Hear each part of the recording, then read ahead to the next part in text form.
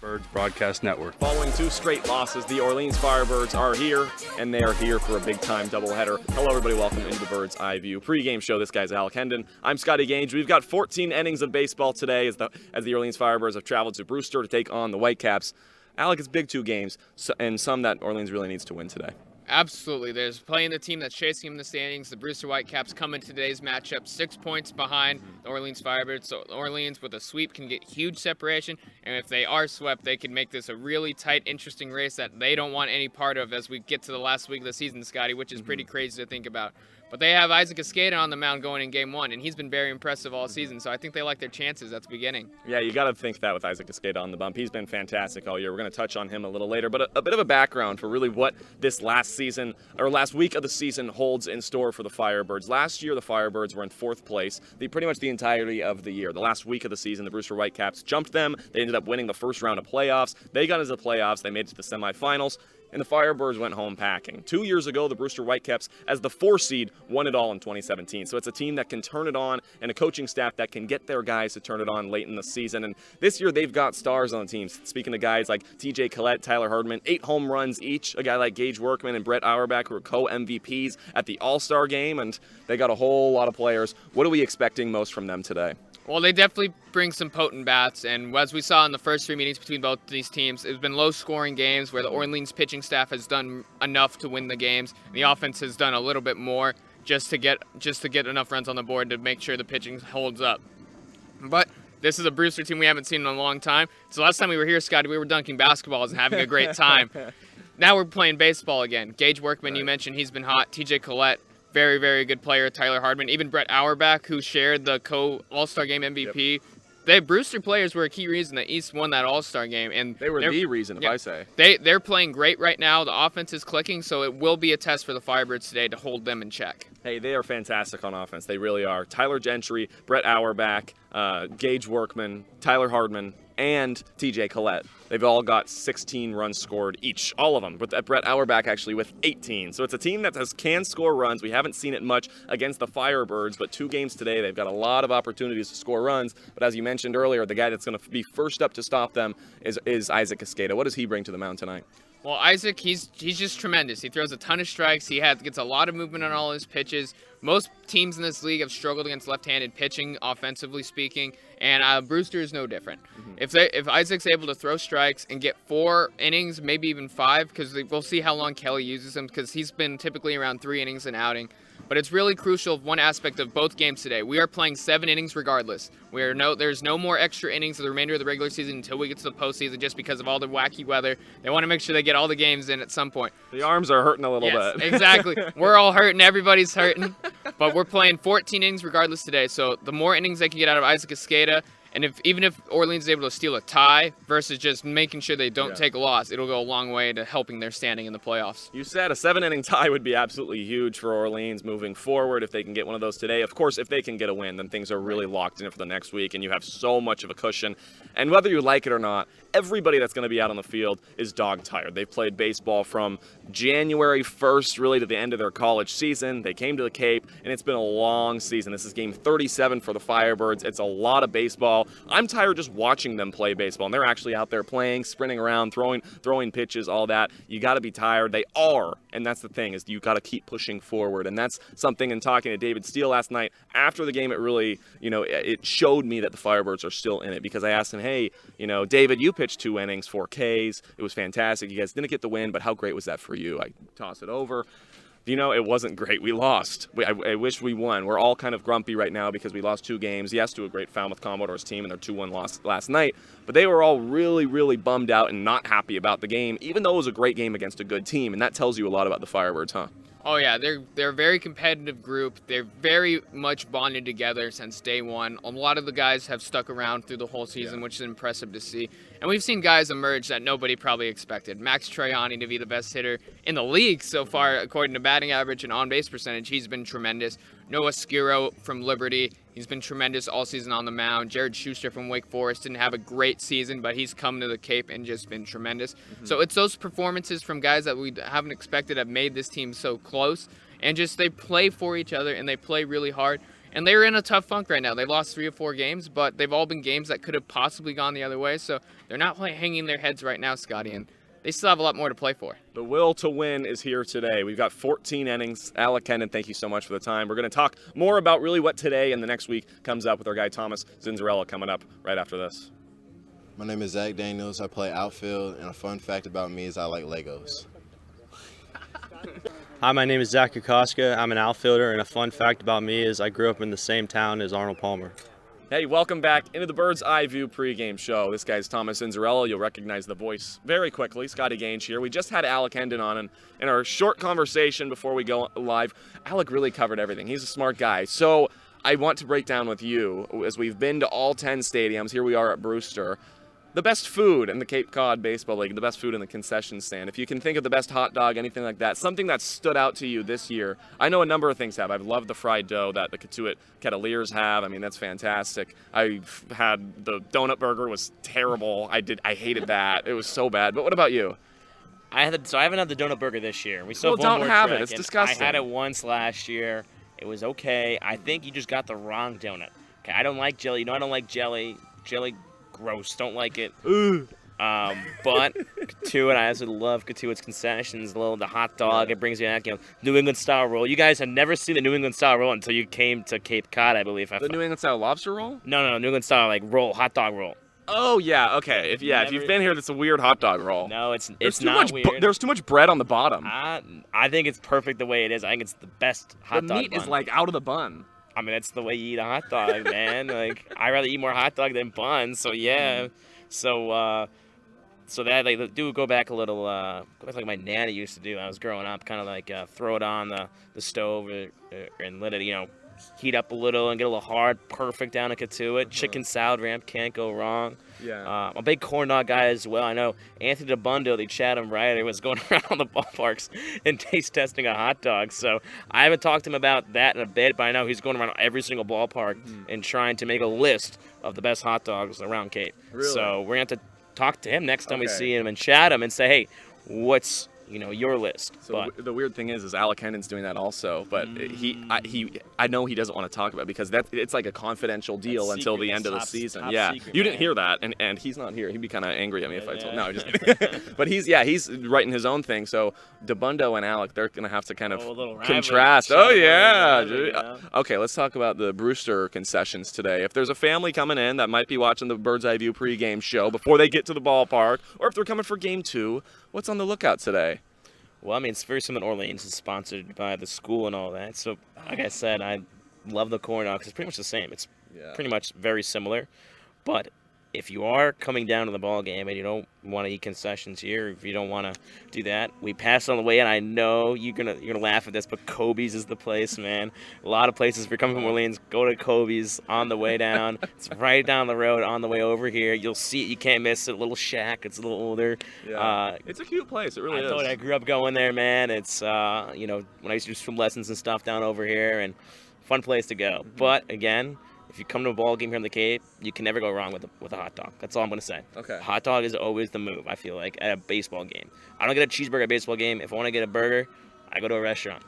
All You know well, that. Yeah, I know. This guy, he knows every place. You and I will be eating after the game, but somebody that might be eating during the game and that has been eating lately is TJ Collette. Like you said, 3 home runs in the past 3 games. He's got 8 home runs. He would have 9 if the last game here didn't get canceled, and so he would be tied for the lead in the Cape League in home runs, but now he's just 8, sitting alongside his teammate Tyler Hardman, right behind Nico Cavadas of the Harwich Mariners. With those 2 big bombers, it's dangerous today for the Orleans Firebirds. Yeah, no, it definitely is dangerous. And Brewster hits a lot better. They play a lot better on the offensive side at home. It's a little smaller, ballpark dimension-wise. So the pitching ERAs ticks up for Brewster at home, but then on the road it goes down.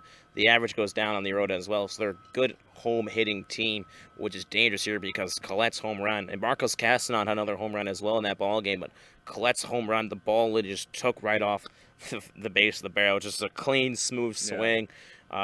He had some high strikeout totals as well. But again, this is a team that can be very dangerous. Gage Workman leads the league in triples with 4, and then I think there's someone else on there too with 3. So they have they got these obscure stats or something like that where a lot of guys that can walk and get on base, triples, home runs. I mean, they'll do it all. So they're going to be an offensive team.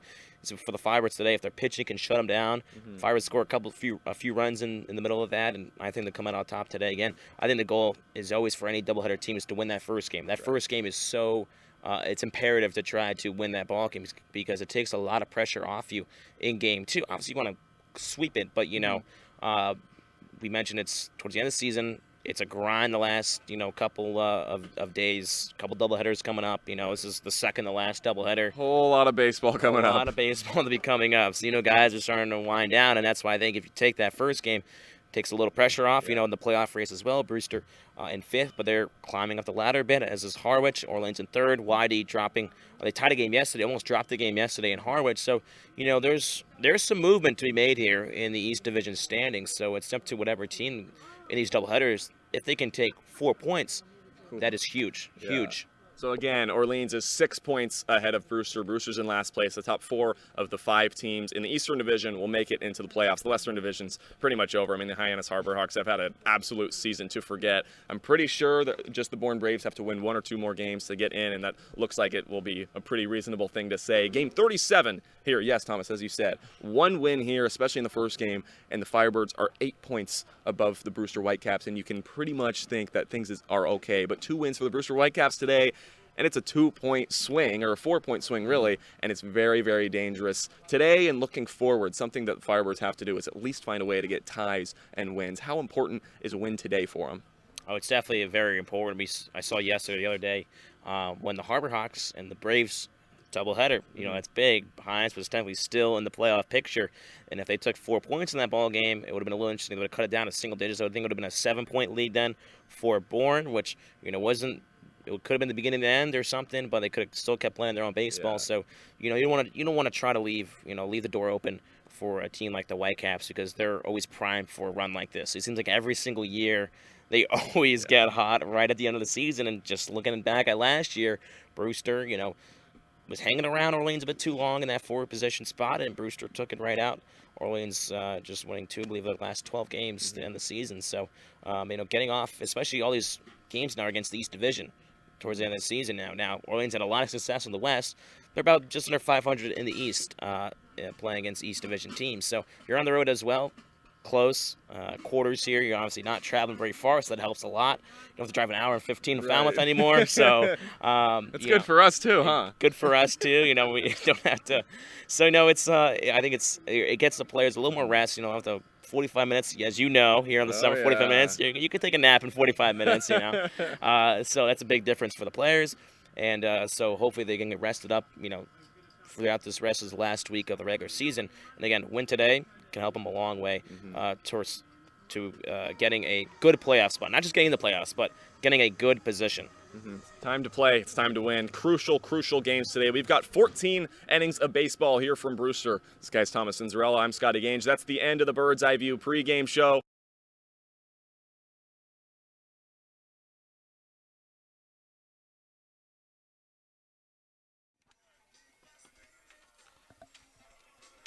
Not a cloud in the sky from Stony Brook Field in Brewster, Massachusetts. Welcoming near and down, near side towards home plate area. Thomas Cinzarella joined alongside Josh White as the Whitecaps, the Brewster Whitecaps host the Orleans Firebirds in this game 1 of a doubleheader here at Stony Brook Field. Firebirds have dropped back-to-back games against the red-hot Falmouth Commodores. Look to get back on track here as the Whitecaps, winners of 2 in a row, elect to continue that trend here tonight as the Orleans Firebirds again look to get back on track. Have now record at 18-15-3 on the season. Jacob Hurtubise, the center fielder, will start things off. He'll be followed by Zach Britton, the DH out of Louisville. Max Strani batting third, the left fielder. In the cleanup spot, Shea Whitcomb, the second baseman, batting fifth. Eddie McCabe playing third. In the sixth spot, Rab Emery, the catcher. Escara, the first baseman, batting seventh. Tanner Murray playing short, batting eighth. And rounding out the bottom is Zach Daniels, the right fielder out of Tennessee. First pitch from the big right-hander, fastball in there at the knees for strike one. And we're underway from Stony Brook Field at 2:05 p.m. as Jimmy Ramsey, right-hander from Kentucky, takes the hill for the Whitecaps. 0-1 just misses outside. Down a ball and a strike. Ramsey making his 8th appearance on the summer, his 3rd start. 0-1 on the year with a 6.88 ERA. Has pitched 17 innings, struck out 15 and walked 9. 1-1, check swing, swinging right through it is Hurtubise. Count a ball on 2 strikes. Hurtubise, the only Firebird in yesterday's ball game to collect at least 2 hits, 2 for 4 with a double and a single. Ramsey from the first base side of the run, the right-hander, the 1-2. Osby misses low and out, 2-2. Okay, top of the first here from Stony Brook Field. Big East Division matchup here as you wind down the end of this regular season. 2-2. Fastball is hit out, high in the out towards right field. Gentry, the right fielder, ranging over towards right center. Makes the catch. On the run for allowed out number 1 here at Stony Brook Field. And we'll take a look around the defensive side of things for the Whitecaps. From left to right in the outfield, Jesse Franklin. Duke Ellis out of Texas out in center. Tyler Gentry just made the catch over at right. Tyler Hartman over at third base. Locklear at short. Castanon at second base. TJ Collette over at first. And Christian Malfetta doing the catching for Jimmy Ramsey. First pitch to Zach Britton, a changeup. Dips in at the knees for strike 1. Zach Britton, who we've seen in a number of positions so far this year, in the DH spot tonight at the 2 spot. Saw him at first base yesterday as the 0-1 pitch hit hard on the ground towards the hole on the right side. Castanon glides to his left, sidearm throw to first in time, and Britton's retired for the second out. So Ramsey has been efficient on the mound so far in this top of the first. As Max Troiani, the left fielder out of Bentley, set to do battle from the right side. Oh, for his last 8 at the plate, looks to make a difference here in this doubleheader. Ramsey takes a deep breath. First pitch of Troiani. Fastball sported at the knees for strike 1. Whitecaps wearing their navy and teal uniforms here today at Stony Brook Field. The Brewster in the teal lettering as the 0-1 pitch hit hard on the ground up the middle towards the second baseman. Castanon moves to his right, throw over to first in time. In the side is retired here in the first inning. Firebirds go down in order through a half inning as we'll step aside and listen to Firebirds baseball on the Birds Broadcast Network. It's definitely been a summer that I'll never forget. I know the relationships have been so special for you. How much fun has that been for you to make these relationships with guys from across the country? Well, when you get a team with everything you need to hit a real estate home run in Brewster. it's definitely been a summer that I'll never forget. I know the relationships have been so special for you. How much fun has that been for you to make these relationships with guys from across the country? Well, when you get to sit in a bullpen for 9 innings with a guy from UNC or a guy from Loyola Marymount, like it's definitely you're forced to make friends out there. Yeah, you better make friends with those guys.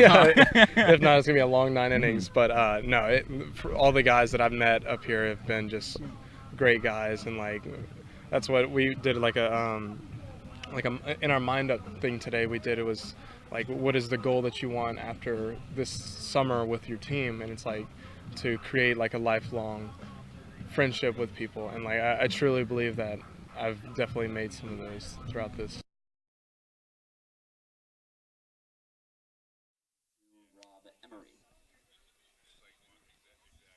Bottom of the first inning from Stony Brook Field as the Firebirds go down in order the top half of this inning. The Whitecaps look to strike first in this ball game.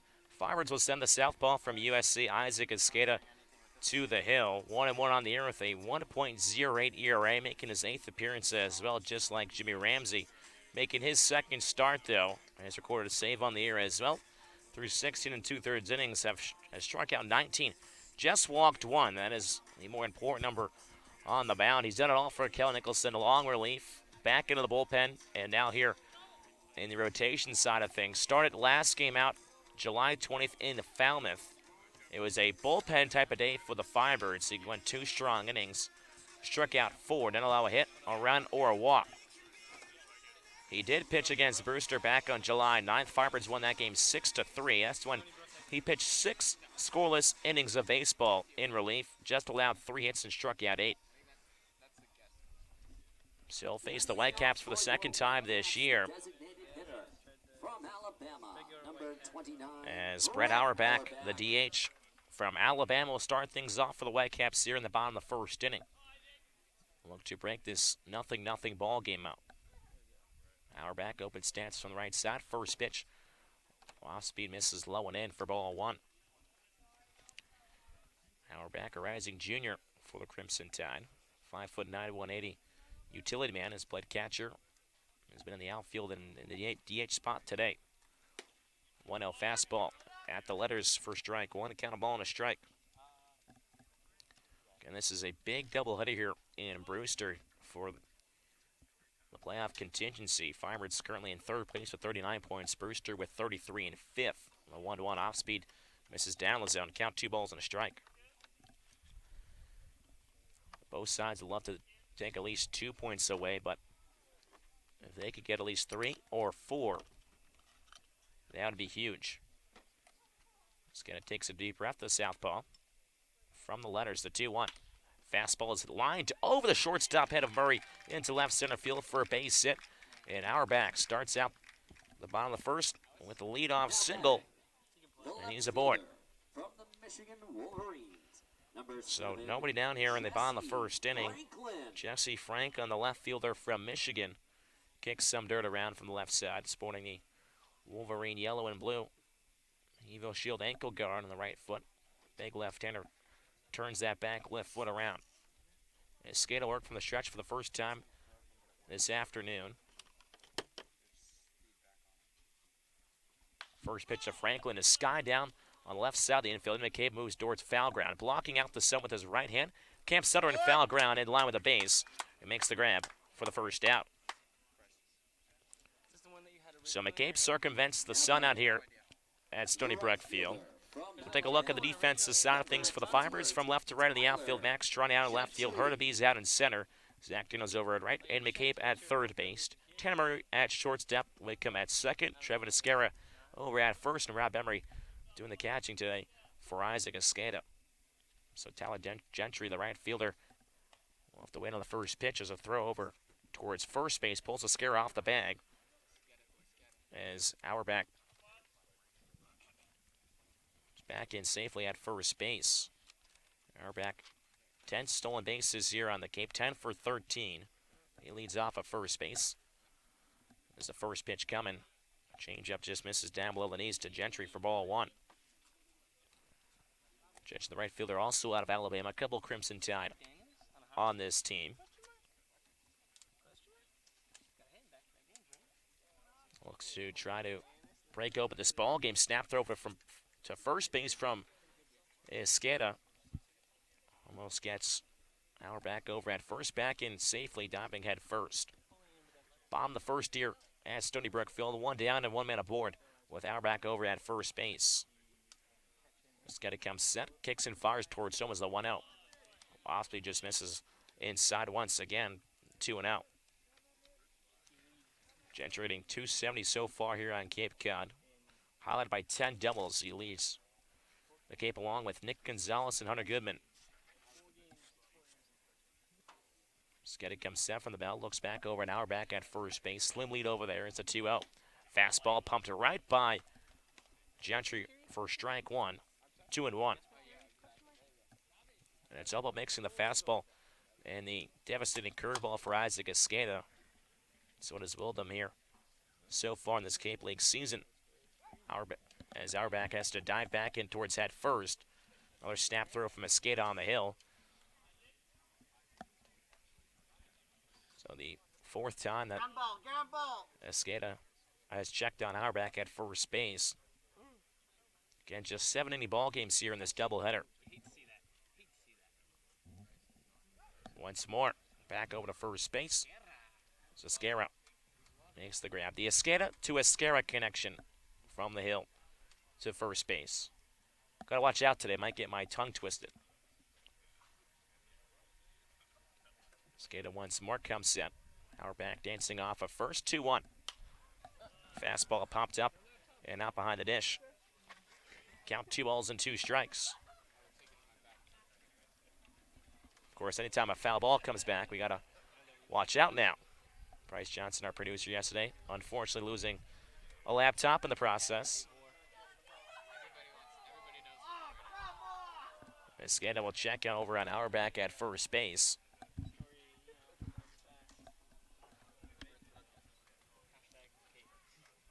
Auerbach started out this spot in the first with a single. Jesse Frank in the last hitter popped out. As Gentry waits the 2-2. The pitch over the top curveball. Doesn't come down enough, stays above the letters. Count runs full at 3-2.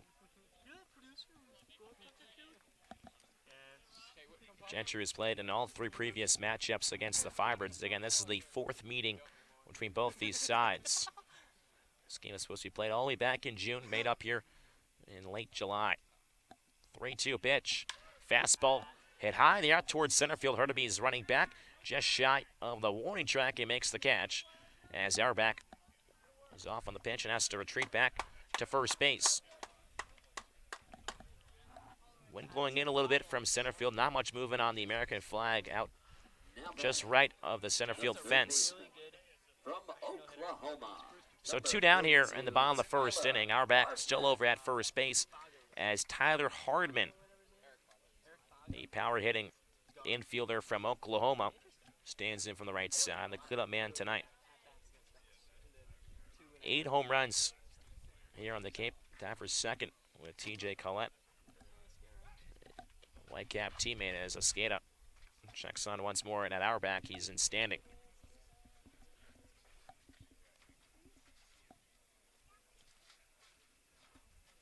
Harmon wearing the Oklahoma Sumer red Evo Shield ankle guard on the left foot. First pitch. Osby just misses down below the knees. Count 1-0. So Escada trying to work around the leadoff single from Auerbach. It's Harmon, a guy that's hitting .280 here across Cape Cod through 107 ABs. Getting 8 home runs, but also struck out 41 times. 1-0 fastball. Runs above the letters. Count 2-0. And that's what today's game really is about, just the game of baseball. A lot of home runs and a lot of strikeouts as well. So count 2 balls and no strikes on Hardman, the third baseman. Auerbach over at first base here in the bottom of the first. Still scoreless ball game. Skate is 2-0. Off-speed misses down in the zone once again. 3-0. So Skate not trying to give Harmon anything good to hit here. And for good reason. TJ Collette's on deck as well, but 2 of the best power hitters here on Cape Cod. Skid takes a deep breath, kicks and fires a 3-0. Fastball right in down the inside corner, count 3-1. So Escada trying to work backwards in the count here. They're falling behind 3. Now count 3 balls and a strike. Auerbach takes about 2 steps off of first base. So 3-1. Fastball's fouled back to the screen. Count runs full at 3-2. So a 2 down here in this half inning. Count 3-2. Auerbach will be running off on the pitch. The 6'3", 213 rising junior from Corona, California. Digs his back right foot in towards the back end of the right-hander's batter's box towards the catcher, Rob Emery. 3 balls and 2 strikes the count. Esqueno kicks and fires the 3-2. Rolled over, chop foul towards the end of the Brewster dugout on the third base side. One of the Whitecaps players, unfortunately, unable to make the play down there, but third base coach down there gives it to a young fan just beyond the dugout on the bleachers. Sunny day here at Stony Brook Field. Temperature in the 80s here on the Cape. 3-2 pitch once more. Fastball above the letters for ball 4. Harbin lays off, works a 2-out walk. And they're now runners on first and second with 2 down still. So TJ Collette, the power hitting first baseman from Kentucky. Sports the Kentucky blue cleats and the ankle guard as he has an RBI opportunity here early in this game 1 of the doubleheader. 6'1", 230 junior stands in from the left side. First pitch swinging, fastball pumped right by him at the letters for strike 1. Collette also with 8 home runs on the year, 24 runs driven in. Hitting .283 for Jamie Shevchik and the Brewster Whitecaps. Auerbach takes the lead off at second base, the 0-1. Fastball above the letters, count a ball and a strike. Shortstop Tanner Murray holding on the runner Auerbach over at second base. He started out this bottom of the first with a single. Over at second base after the 2-out walk from Tyler Hardman, who holds the position over at first. Auerbach extending his lead as Murray moves his back over as the 1-1 pitch. High chopper down the first base side, foul. As Esquera backhanded it about a foot from the line. So Esquera, excuse me, has Collette right where he wants him. 1 ball and 2 strikes to count on TJ Collette. Runners on first and second, 2 down here in the bottom of the first inning. Still nothing ball game. Esquera comes set, the 1-2. Curveball in the dirt, gets past the catcher, Rob Emery, to the right of TJ Collette. And both runners advance another 90 feet here. And now Collette can drive in two with a base hit. So now runners on second and third. Still with 2 down. Esqueda digs his back left foot against the rubber. His right foot a little more open than his left. The 2-2 pitch. Fastball is hit high in the air down the right field line. Daniels backtracking towards the corner. This ball is gone. A 3-run home run for TJ Collette, his 9th on the Cape League season, and Brewster takes an early 3-0 lead here in the bottom of the first inning. TJ Collette is on an absolute tear right now, extends his hit streak to 9 games. He's hit 4 home runs over that stretch and continues to be a force to be reckoned with. And the reason why the Brewster Whitecaps are far from out of the postseason. And it's their offense here at home that has carried them at Stony Brook Field. And it's the 2-out walk worked by Hardman that pays off in the end. As the first pitch, off-speed misses down below the knees to Marcos Castanon, the second baseman, for ball 1.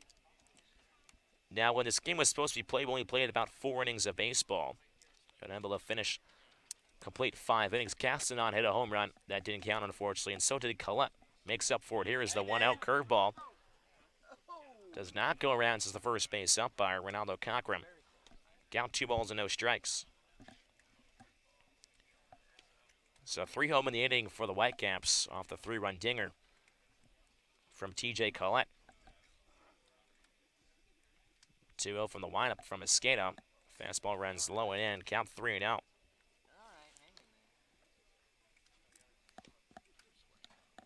Pitch count at 26 pitches in this half inning from Esqueda.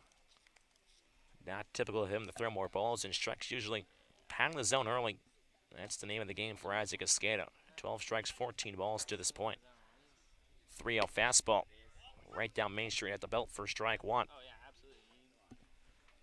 2 down, no board for the Whitecaps. They lead 3-0 here in the bottom of the first. As Isaac Esqueda looks to record the 3rd out here. 3-1 from the windup. The pitch. Fastball catches the outside corner once again at the belt. As Esqueda fights back at the count. 3 balls and 2 strikes.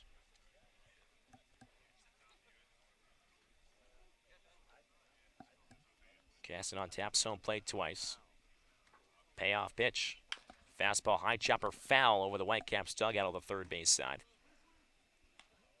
Count remains once again 3-2.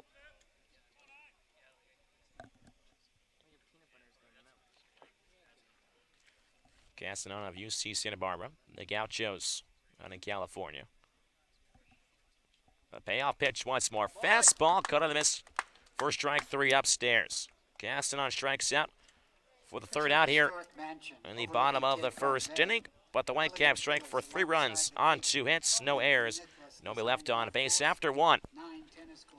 It's the Whitecaps 3 and the Firebirds nothing. We're going to send it down to our silent reporter, Scotty Gaines, to welcome in here on the broadcast. Scotty, over to you. Hey, thanks, buddy. Got a few things to first off say to the Firebirds family, and then we're going to go to you and Josh. I've got a few updates for you and things I got to tell you. But we're going to start with the MVPs, those that are in the Firebirds family, whether you're a parent or a Firebirds fan across the country listening in, just a few things to point out. We just saw TJ Collette, kind of arms only hit a home run over the right field fence, and that's something that we got to see a lot last Sunday when he was hitting at the home run derby. I mean, he's a guy that he hit 11 home runs in the first round, and he finished second in the entire derby. So he's a guy that can hit home runs. We just saw it. That's his 4th home run in the last 4 games, so he's on a 4-game home run streak.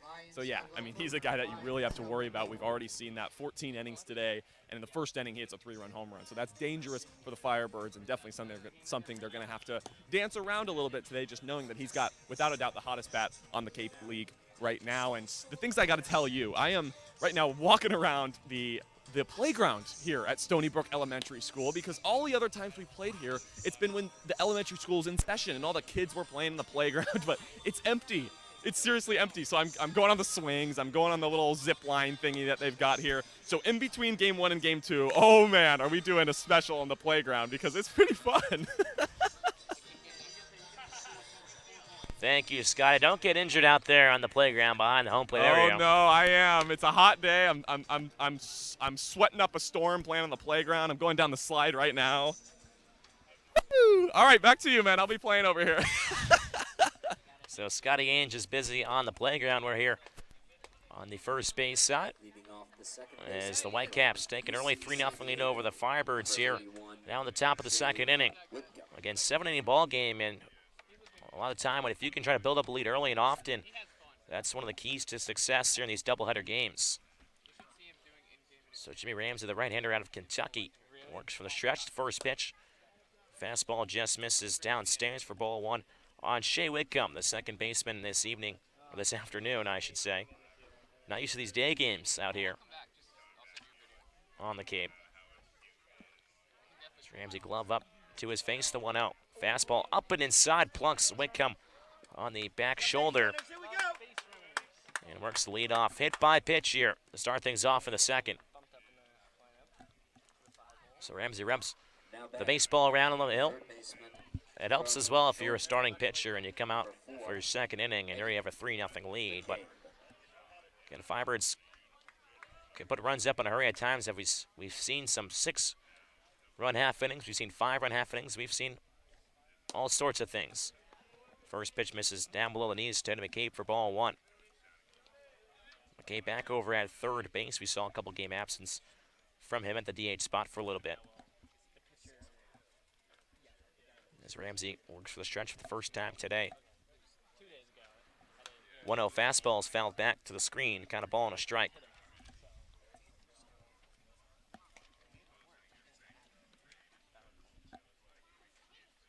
Again, Whitcomb over at first base here in the top of the 2nd. 3-0 Whitecaps lead.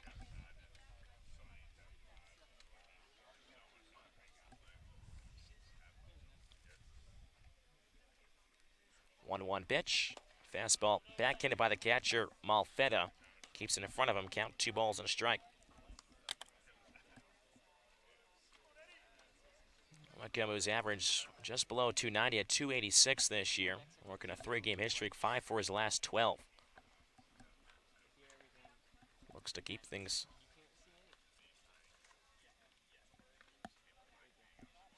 a 2-1. Fastball wave and a miss for strike 2. Count 2 balls and 2 strikes on McCabe. Firebirds still searching for their first base in this ball game, but look to put a run up here in the 2nd.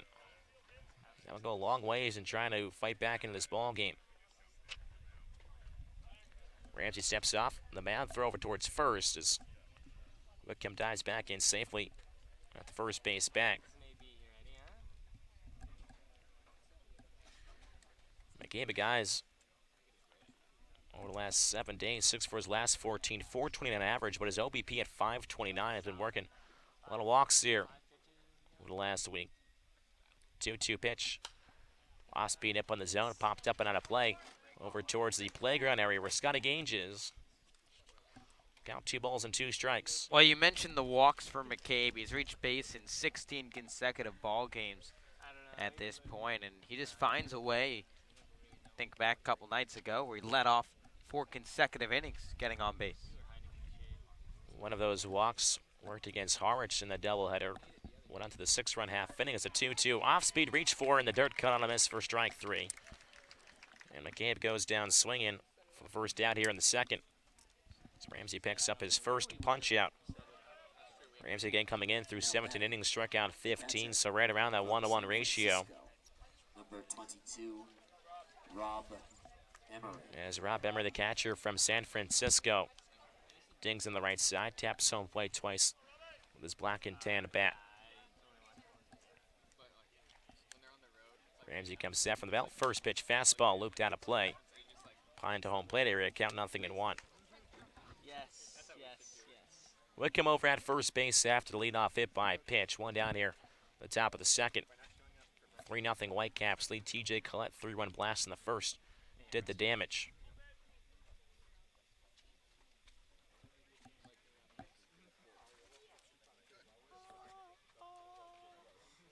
Oh, 1. Fastball right in at the belt for strike 2. It's 0-2 on Emery.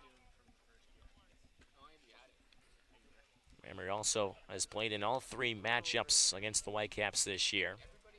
He played each division opponent 6 times. This is the 4th and the 5th.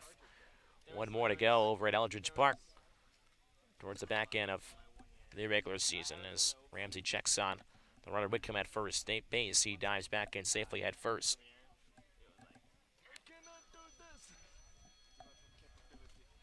And Firebirds have taken 2 of the 3 of the games. Firebirds took the first game here back on June 12th. It's the first time they've met since July 9th. 0-2 pitch, curveball, swung right through for strike 3. So Ramsey punches out back-to-back Firebirds hitters here in the second. There's quickly 2 down. Ramsey looked like a whole nother pitcher on this mound at this start than what his numbers have shown so far this year.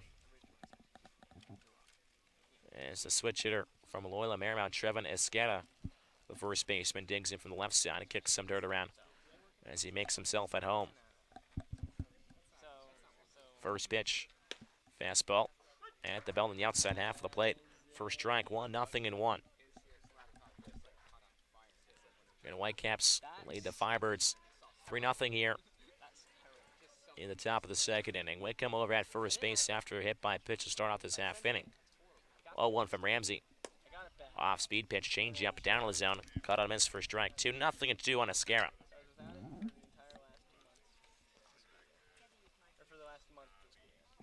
Escara, who late season call up here for the Firebirds. Already is up to 42 ABs here on Cape Cod. 0-2. Runner going towards second base as Escara just gets a piece of it. Fouls it back to the screen. Count remains 0-2. Again, with these 7-inning ball games and Firebirds already trailing, might see Firebirds a little more dangerous on the base paths, trying to get hit runs going.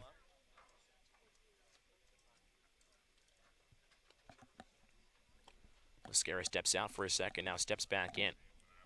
No balls and 2 strikes to count. Ramsey comes set from the belt, kicks and deals the 0-2. Off spin, cut on a miss for strike 3. So Ramsey hit Wickham on a pitch to start things off here in the second, then strikes out the side. Here to end this half inning.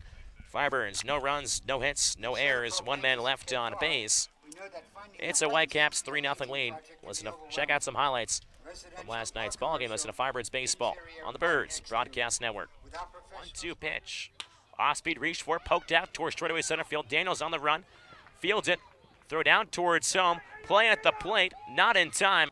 The 2-2. Gallen going off towards second base. Curveball freezes Cavanas in there for strike 3. First pitch of Rob Emery. Off-speed pitch is flown out towards straightaway center field. Weimer backtracking up in center.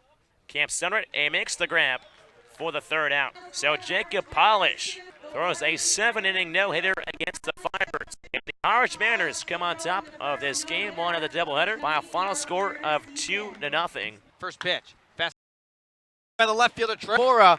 He ends his 1-for-17 skid, and the Birds are tied with the Mariners. It's 2-2 in the 3rd. Here's the 0-1. Fastball crushed deep left field. Galland, second of the inning for the Orleans Firebirds. A 5-run frame makes it a 5-2 game. Here's the payoff pitch from Vale. Fastball hit hard to the left side, past Cavanas into left field for a base hit. Murray's in to score right behind. Latter half of the second inning from Stony Brook Field. The Whitecaps 3, Firebirds nothing. Whitecaps get their second licks at the dish against the Southpaw. Isaac Escada, first pitch fastball, check swing. It's in there at the belt for strike one on the catcher from Stanford, Christian Malfetto. It was a single by Auerbach to start out the first inning, then a walk worked by Hardman with 2 down, and then Collette drives all 3 in. 0-1 bunted up the first base side, fouls, and it's onto the infield grass left of the white line.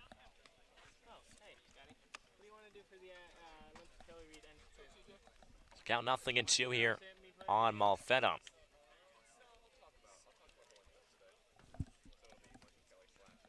Five 5'11", 195.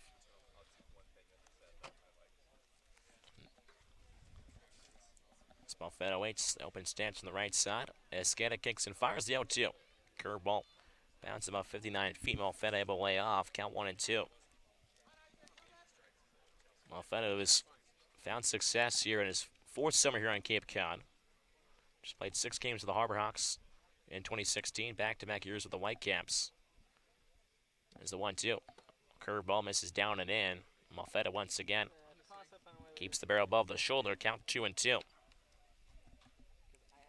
Hitting .326 this year in 43 ABs. Sporting a 4-game hit streak for the Stanford Cardinal. Skate it from the windup, the 2-2.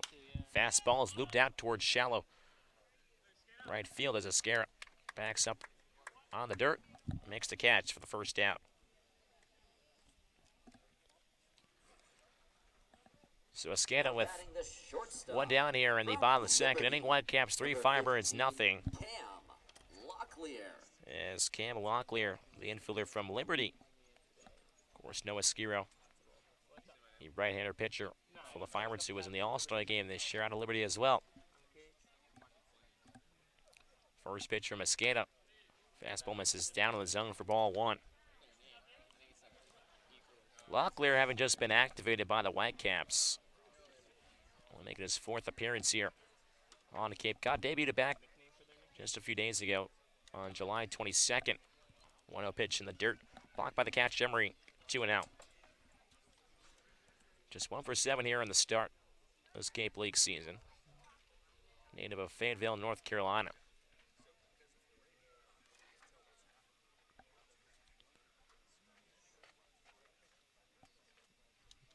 Escada's 2-0 chopped fouled on the third base side towards the end of the Whitecaps dugout once again. Count 2 balls and 1 strike.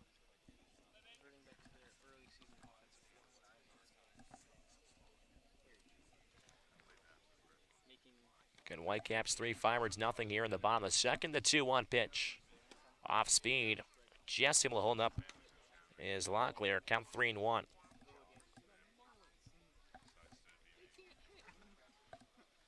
Okay, just 17 ball games in this doubleheader. Whitecaps already holding an early 3-0 lead in this ball game. 3-1 pitch. Off speed, ball 4, misses down the zone. As Locklear works a 1-out walk and reaches base for the first time in his first AB. Now batting the center fielder. As now From Texas, Duke Ellis, Duke Ellis. the tall and speedy center fielder from Texas. The 9-0 hitter digs in from the left side. 6'2", 175 junior from Nacogdoches, Texas. Escada from the stretch fires towards home. First pitch fastball in there at the knees for strike 1. Ellis hitting .231 here on Cape Cod with a pair of doubles, an RBI, but he is a walk machine. 8 walks here in just 39 ABs.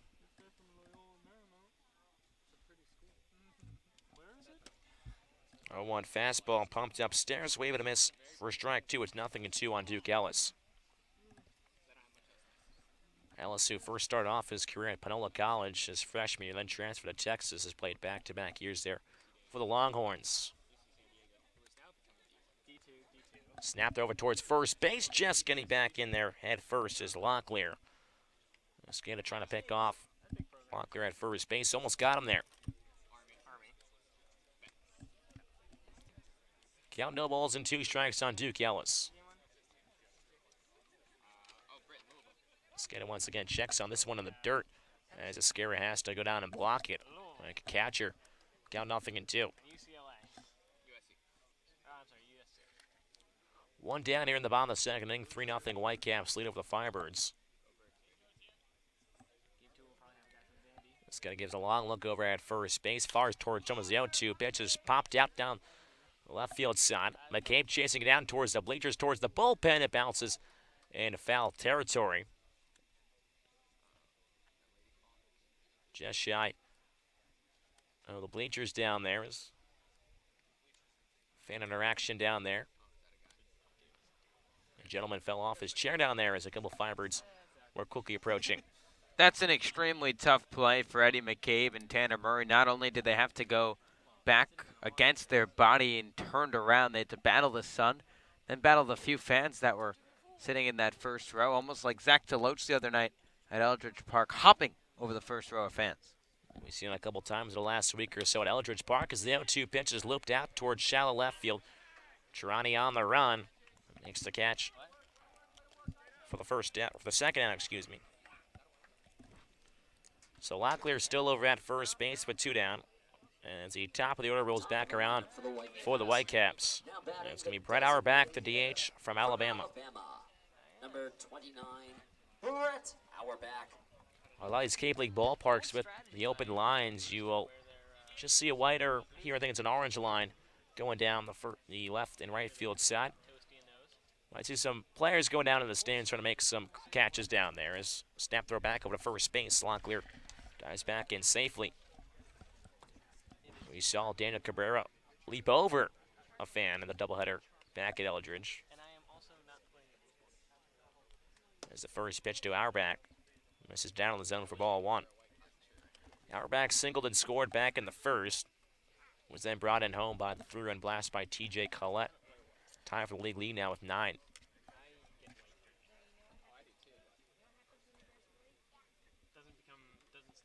The 1-0. Fastball in there at the bell on the outside corner. Got a ball and a strike. So Skadas, whose pitch count is rising here in this ball game, now up to 45 pitches for almost 2 innings. The 1-1. Fastball once again to the letters. Auerbach can't catch up. It's 1-2. And obviously that's not ideal in any ball game, but especially a doubleheader, given that you've got another 9 innings to play after this. Firebirds have another doubleheader on Tuesday as well. And their pitching is going to be pushed to the limit here of the next week or so. 1-2. Off speed scooped up by Emery as it stays at the dish. Falls out of the webbing, and Locklear able to nab second to base, puts himself in scoring position with 2 down.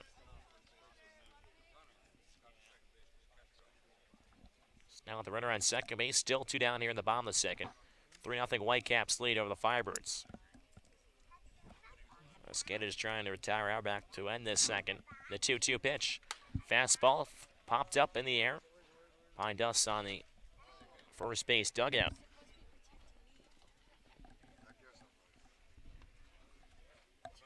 So once again, count 2 balls and 2 strikes. 3 runs, 2 hits, no errors for the Whitecaps so far. Firebirds, no runs and no hits and no errors. 2-2. Curveball at the bell for strike 3. And Isaac Escada flashes the curveball, strikes out Auerbach to end things here in the second inning. Whitecaps, no runs on no hits, no errors. 1 man left on base. We're through 2 here at Stony Brook Field. That's the Whitecaps 3 and the Firebirds nothing. As we're going to send it back down to our sign reporter, Scotty Gange. Scotty.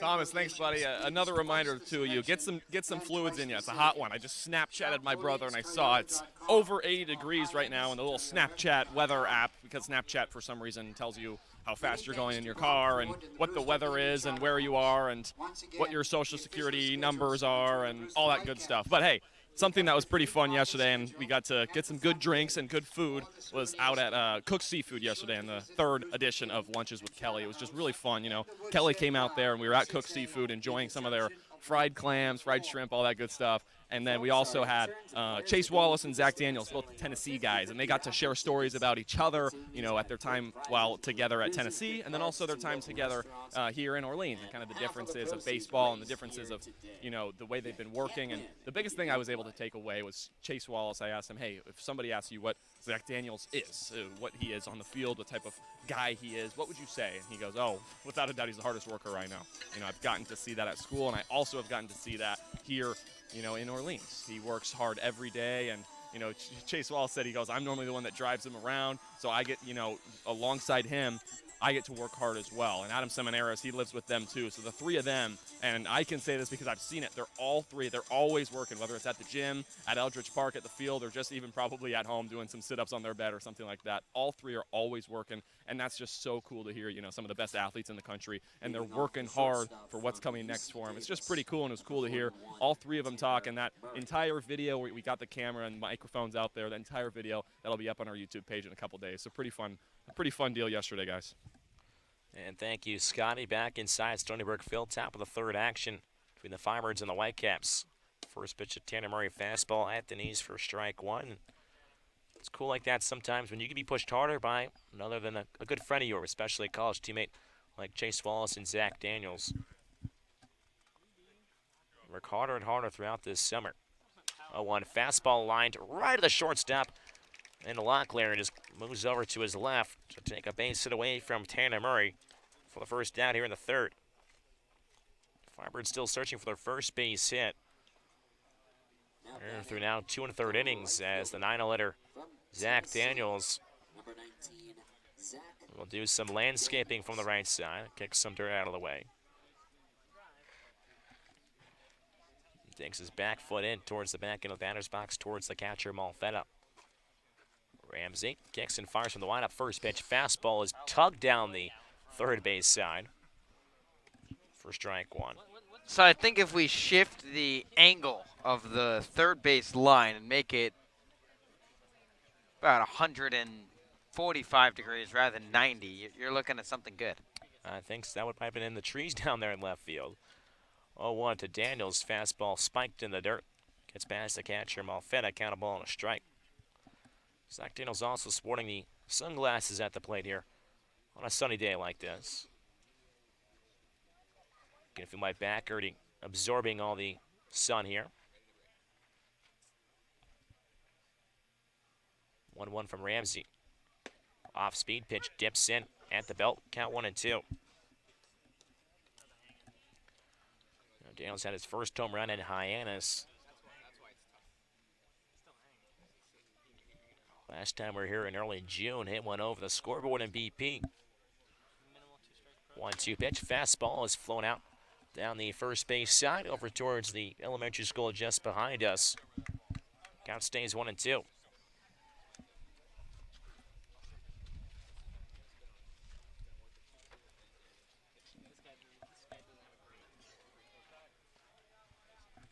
Six foot 1 and 190.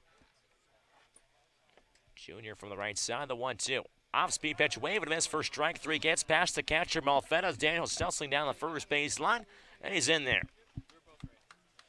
So a drop third strike, and Daniels reaches first base, and the Firebirds have their second base runner of this ball game. Now batting. The Firebirds still have a base hit, but Whitcomb hit by a pitch in the second, and now Daniels reaches on a strikeout. So Jacob Hurtubise, the center fielder, top of the order, coming back around for the Firebirds for his second hack here in this ball game. First pitch from Ramsey, fastball around in there for strike one as Daniels running towards second base. And Daniels swipes second base as able to keep the back left foot on the left side of the bag. And just like that, the Firebirds trying to produce a run here.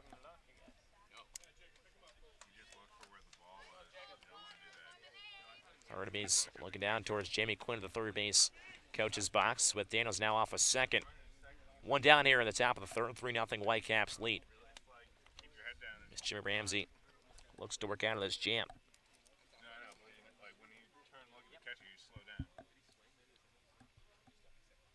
0-1 to Hurtubise.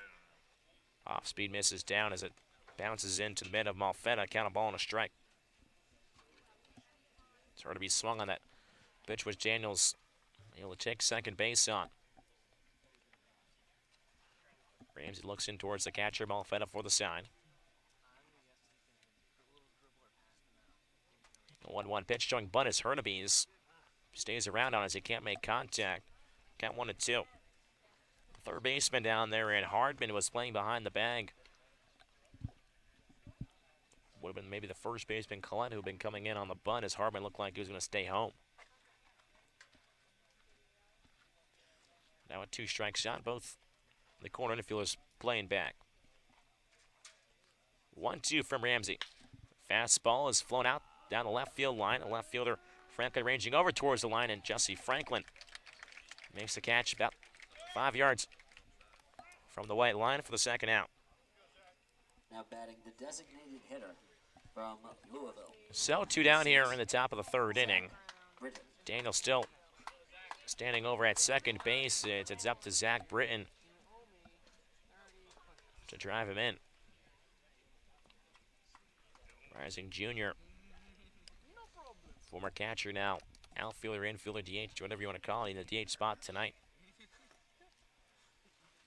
First pitch, the big left-hander fastball. That pops out of Malfetta's mitt, but gets it on the tip drill. Count 1-0. Brennan, who grounded out back in the first inning, trying to drive in a run here in the third.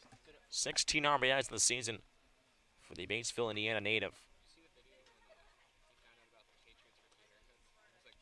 Ramsey comes set, looks back towards Daniels at second, the 1-out. Fastball up and in as Britton turns the shoulder out. Count 2-out. Daniels over at second base, and a left-hander Britton in the batter's box. Locklear, the shortstop, playing Daniels closely over at second base, holding him on.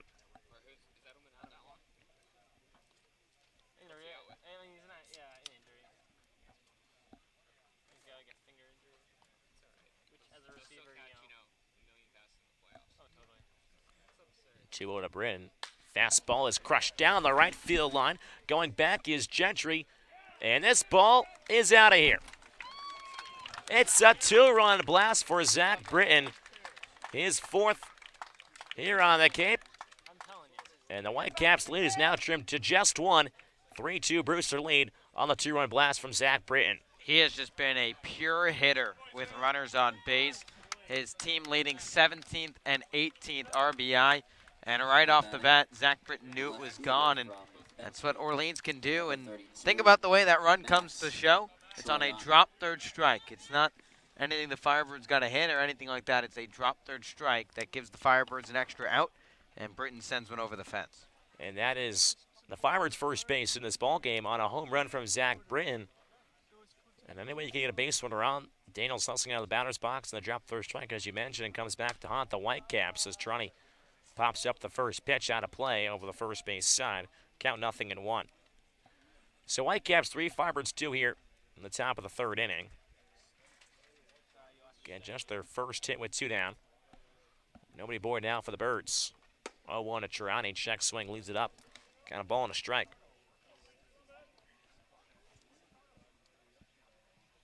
So Britton with the 2-run homer, giving the Firebirds offense early, clicking so far as the 1-1 is chopped hard down third base side towards the Brewster dugout. Got 1-2. So Ramsey is trying to get back to the dugout here without any more damage. 1-2 to the right-hander. Fastball, check swing, leaves it up once again. Count evens up at 2 balls and 2 strikes.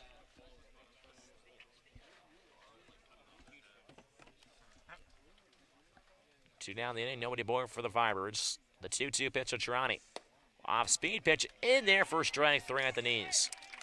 Trani grimacing at the call, doesn't like it, think it was too far inside.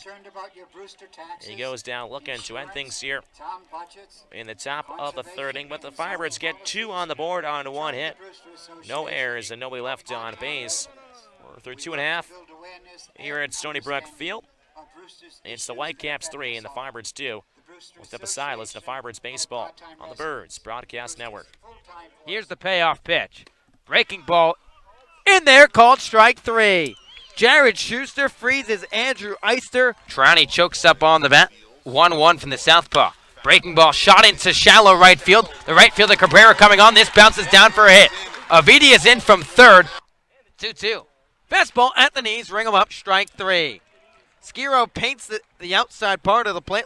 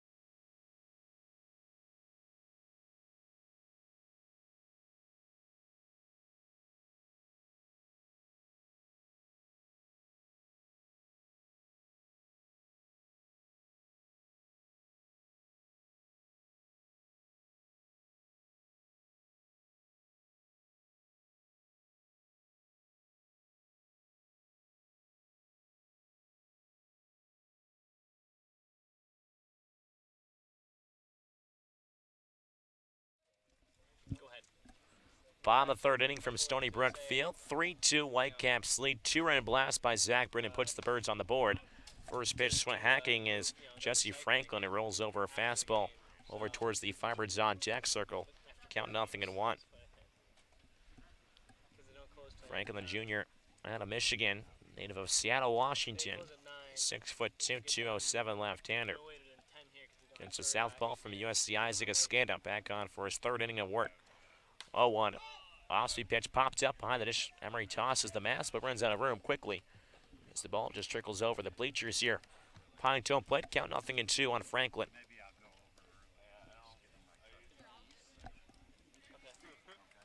Two runs, 1 hit, no errors for the Firebirds. 3 runs on 2 hits, no errors for the Whitecaps. Again, the 3-run home run by TJ Collette has provided all the offense for the Whitecaps here in this ball game. 0-2 from Escada. Off-speed pitch as Franklin lays off. Count a ball and 2 strikes.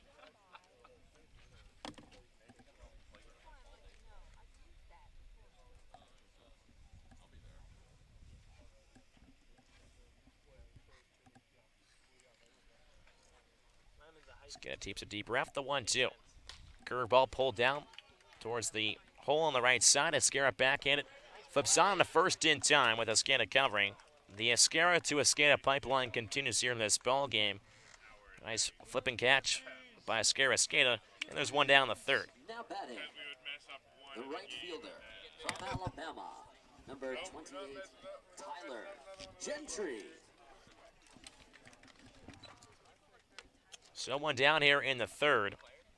3-2 Whitecaps lead.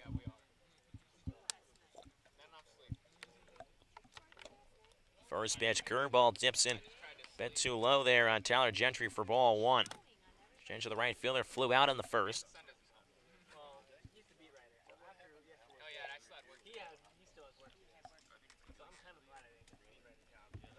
The 1-0 from Escada.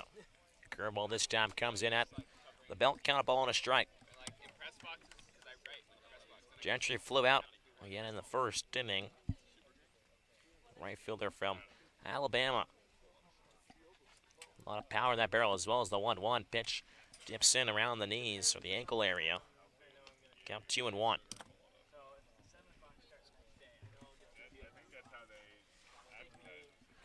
Nobody bored with one down here for the Whitecaps in the bottom third inning. Again, 3-2. Whitecaps leading here. And just a 7-inning ball game here. It's a 2-1 fastball. Check swing upstairs as Gentry lays off. Count 3-1.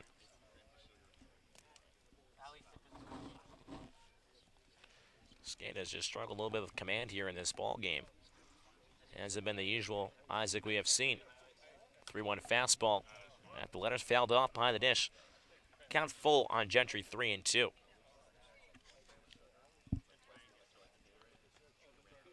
Okay, coming this ball game, Escada just walked 1. For almost 20 innings.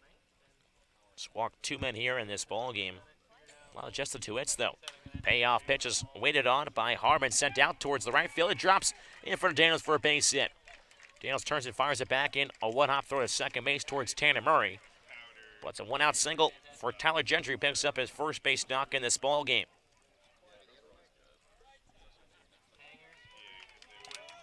Now batting, the third baseman from Oklahoma, number 42, Tyler Hardman.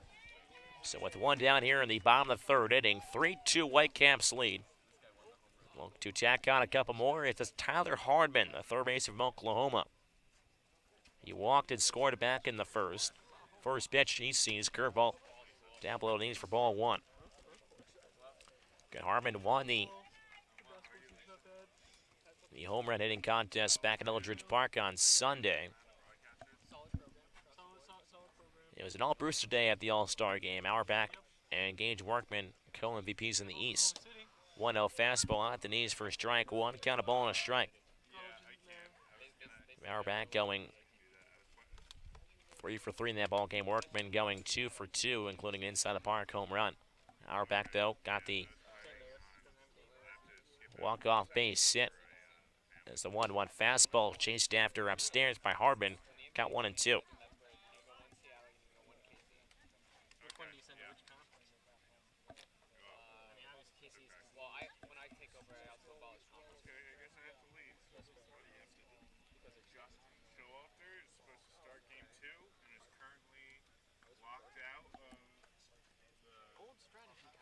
Throw back over to first base to check on the runner. Gentry. He's back in standing.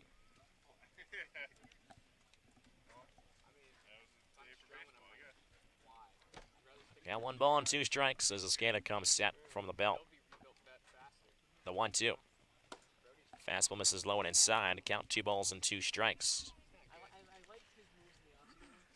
Good, Harmon, the third baseman for Brewster, at the dish right now.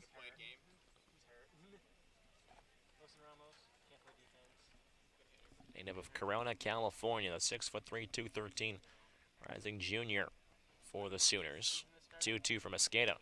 Curveball in there for strike 3 at the knees. I think Harmon thought he had another pitch to take there. Instead goes down looking as Mosqueda picks up his third punch out. Here with 2 down in the third. From Kentucky, number 53, TJ Collette.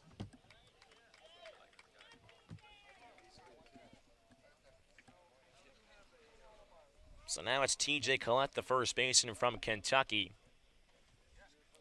Big power bat as well from the left side. First pitch from Mosqueda. Curveball, half-hard swing there by Collette. Swings right over the curve for strike 1. Collette, who has provided the heavy lifting for the Whitecaps today, his 3-run home run back in the first inning, put the Whitecaps on the board.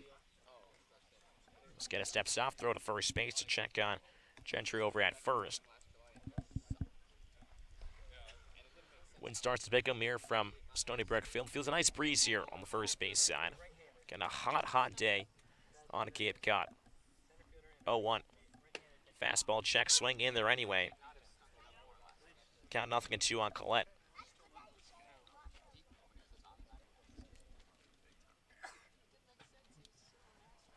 Got game 1 of a doubleheader here at Stony Brook Field today.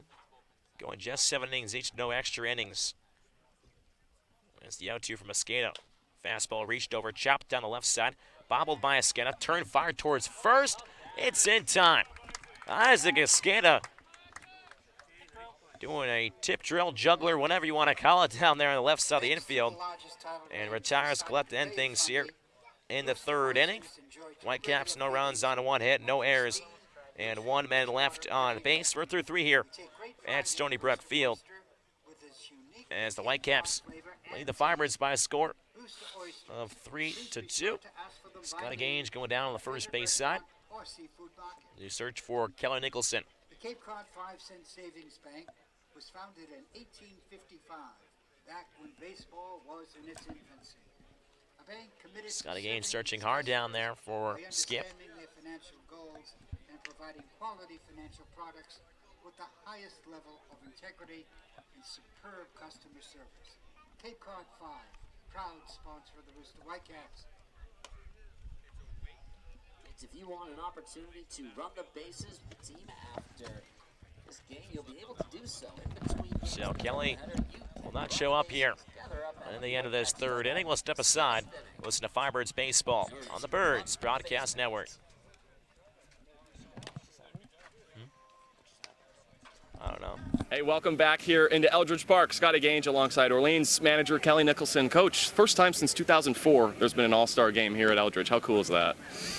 Yeah, it's cool. I think it's a great, obviously I think it's the best venue on the Cape, and if you're going to have an all-star game on the Cape, I don't think you can pick a better place than Eldridge. Mm-hmm. You said it. You know, it's all the best players on the Cape are out here today. To be kind of a guy watching them warm up and do all that thing and work with all these great players today, how much fun are you having? Yeah, it's fun. We just talked, you know, it's a lot of work. Yeah. It's already been a long day and the game hasn't started, but Top of the fourth inning from Stony Brook Field. Brewster 3, Firebirds 2. Whitcomb, McCabe, and Emery, the 3 Firebirds due up in this half inning. Whitcomb, the second baseman, digging in from the right side for the second time today. Was hit by a pitch back in the second before Ramsey would strike out the side. First pitch fastball misses low and outside for ball 1, count 1-0. Ramsey so far just allowed the 1 hit, and that was the Zach Brennan home run. Just one bad pitch, he would say. Unfortunately for him, as the 1-0. Fastball is hit high in the air on the left field line, tailing towards the corner on the foul pole. And this ball is foul, according to the third base umpire. The home plate umpire staying there. Witt comes charging around the bag to second. Kelly Nichols saying that's a fair ball as he charges out. Jimmy Quinn as well. As now the umpire is going to come together and talk about it. Kelly Nicholson out about halfway between home plate and the pitcher's mound. Yeah, I don't think that's even close, Thomas, to be blatantly honest with you. I think if you ask for help from the home plate umpire, that's a fair ball. Unless the foul line's moved a good 5 feet to the right, I think it's a fair ball. And it is a home run as Whitcomb is waiting on third base. He'll come in to score. And Shea Whitcomb continues his tear here over the last week. It's a solo home run for Whitcomb. The team leader in home runs adds another and ties this ball game up here in the top of the fourth. It's a 3-3 ball game. Now, if the line was where we said Zach Daniels was going to be, that would obviously be way gone. He crushed one well down the left field line. But Shea Whitcomb, have a day, kid. From our angle, it looked like it was fair. And the umpires come together, and they concur with us. So Ed McCabe, the third baseman, from the right side. First pitch, change up, out in front, cut on a miss for strike 1. So all 6 runs in this ballgame have come from via home runs. 3-run home run, a 2-run home run, and now a solo. Just need a grand slam to complete the trifecta. Oh, on a curveball, dips in on the inside corner. McCabe, count 0-2. Ramsey trying to back out this half inning here. This 0-2 from the right-hander. Fastball just tails off the outside corner. Count 1-2. So nobody aboard with nobody out here. Top of the fourth. The 1-2. Off-speed pitch just getting a piece off the edge of the barrel by McCabe. Got a ball and 2 strikes. McCabe out of Georgetown. Rising junior out of Norwalk, Connecticut.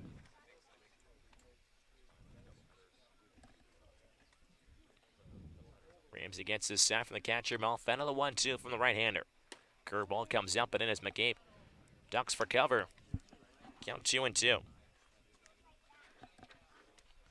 So it comes home run, ties this ball game up here. And that's his 6th on the season.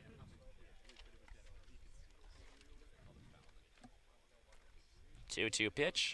Fastball is rocketed down towards right field. It's going to bounce on the outfield grass in front of the right fielder Gentry for a base hit. So McCabe follows up the home run from Shea Whitcomb with a hard single. And the Firebirds have found their bats all of a sudden after only the one lone hit being the Brennan home run. Home run by Whitcomb here in the 4th to start out this half inning. Now McCabe single. And Rob Emmer, the catcher, looks to follow things up here for the Birds.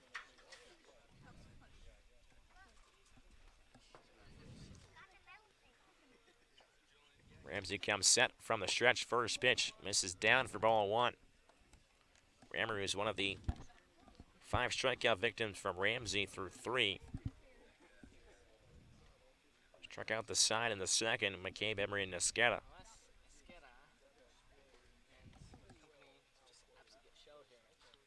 One out. Off-speed pitch misses up and out of the zone. The count 2 balls and no strikes.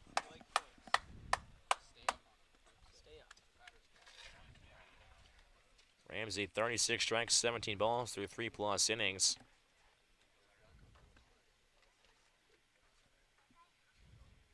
So 2 out. Fastball once again misses down.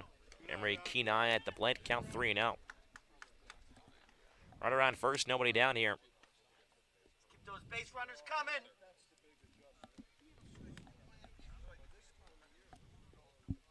McCabe over at first as Ramsey comes set.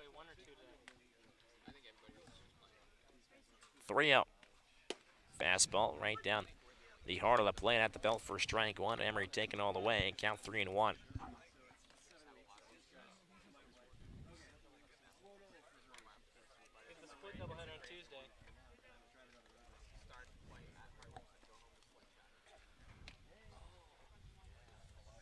Ramsey's 3-1.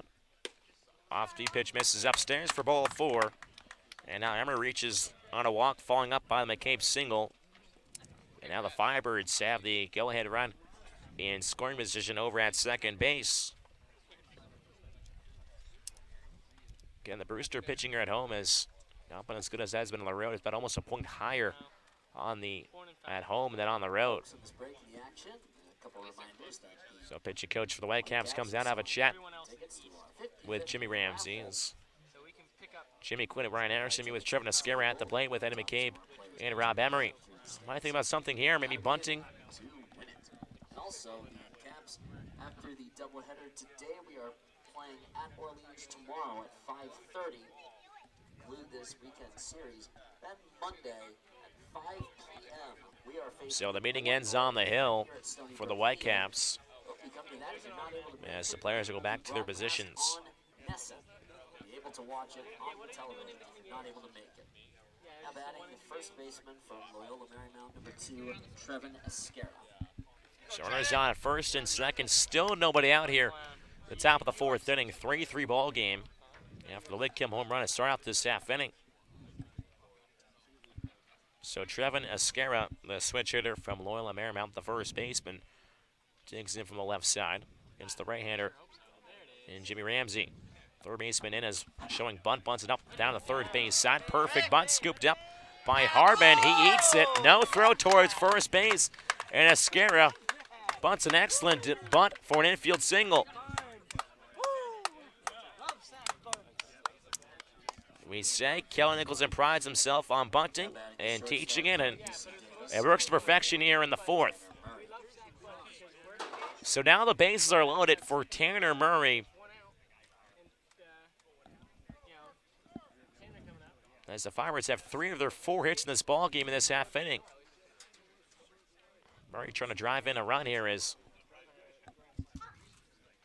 third baseman Hartman in on the grass. Middle infielder's back. First pitch to Murray. Fastball dips up and in. Murray backs off. Count 1-0. Murray had a hard hit ball in his first debut right at the shortstop in Locklear. Just last inning in the 3rd.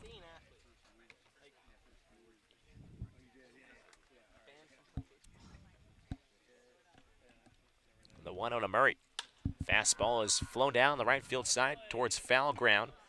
And it will skip towards the bleachers just over the fair foul line. Or the in-play and out-of-play line.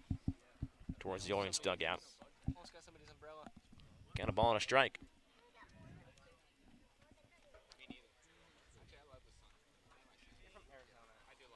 And bases loaded here in the top of the 4th inning. So Firebirds look to break open this ball game and take the lead after trailing 3-0 after the first. Ramsey comes set from the belt, kicks and fires from the stretch, the 1-1. Off-speed misses down as Malfetta, the catcher. Like a brick wall back there, but goes down to his knees and moves to the right. Count 2 balls and a strike.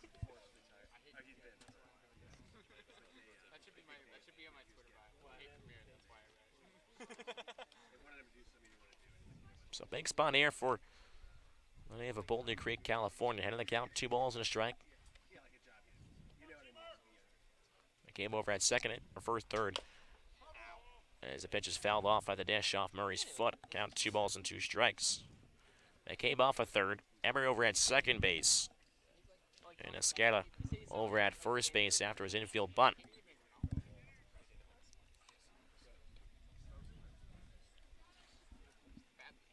We got Southpaw warming in the Whitecaps bullpen down there. On the left field side. Murray taps home plate twice. 2 balls and 2 strikes. Nobody out. Base is loaded for the Firebirds here in the top of the fourth. 3-3 ball game. Ramsey comes set. Glances down at the ball. The 2-2. Fastball just reached for it. And punch foul towards the Whitecaps dugout. Murray stays alive. Count remains 2-2. Well worked AB here. Worked by the middle infielder from UC Davis. Has 10 RBIs this season, 3 multi-RBI games as well. 2 ducks in the pond here in the fourth.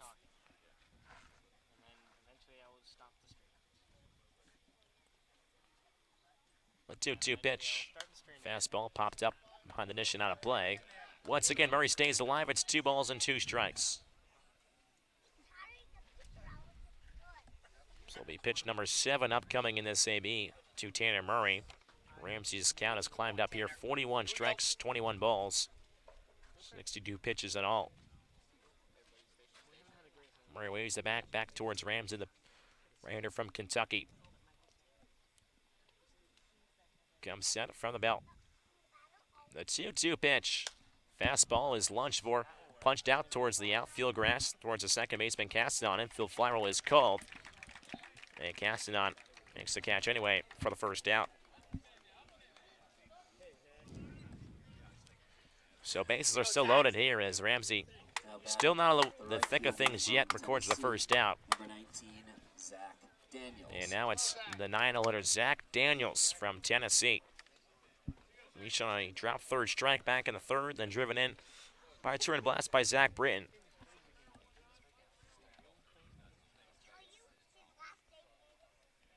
First pitch is Zach Daniels. Change up just misses the knees for ball 1.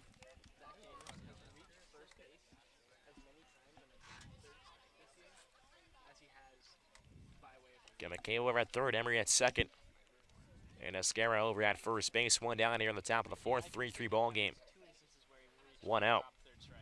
Fastball misses low and outside. Count 2 balls and no strikes. So Firebirds hitter has been working the count here more late in this outing, especially with the weather out. Ramsey's out in the sun a little bit more than maybe he wants to be.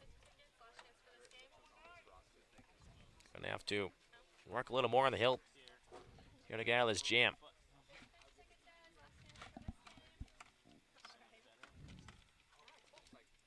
Two out.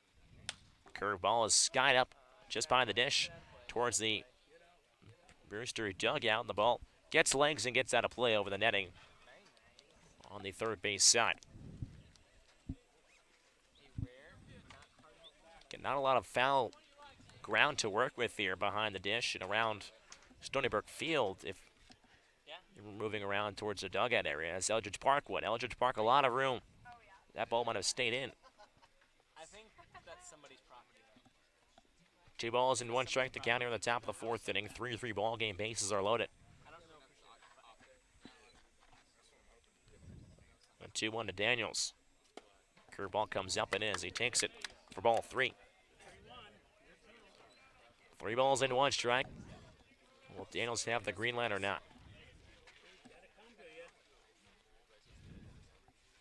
Ramsey rubs the baseball a few times, steps back on the white rubber.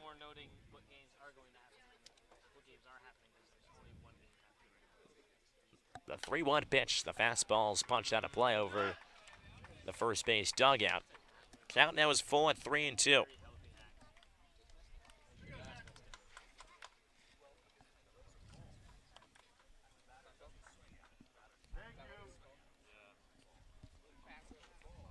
As Daniels digs his back, right-footed once again.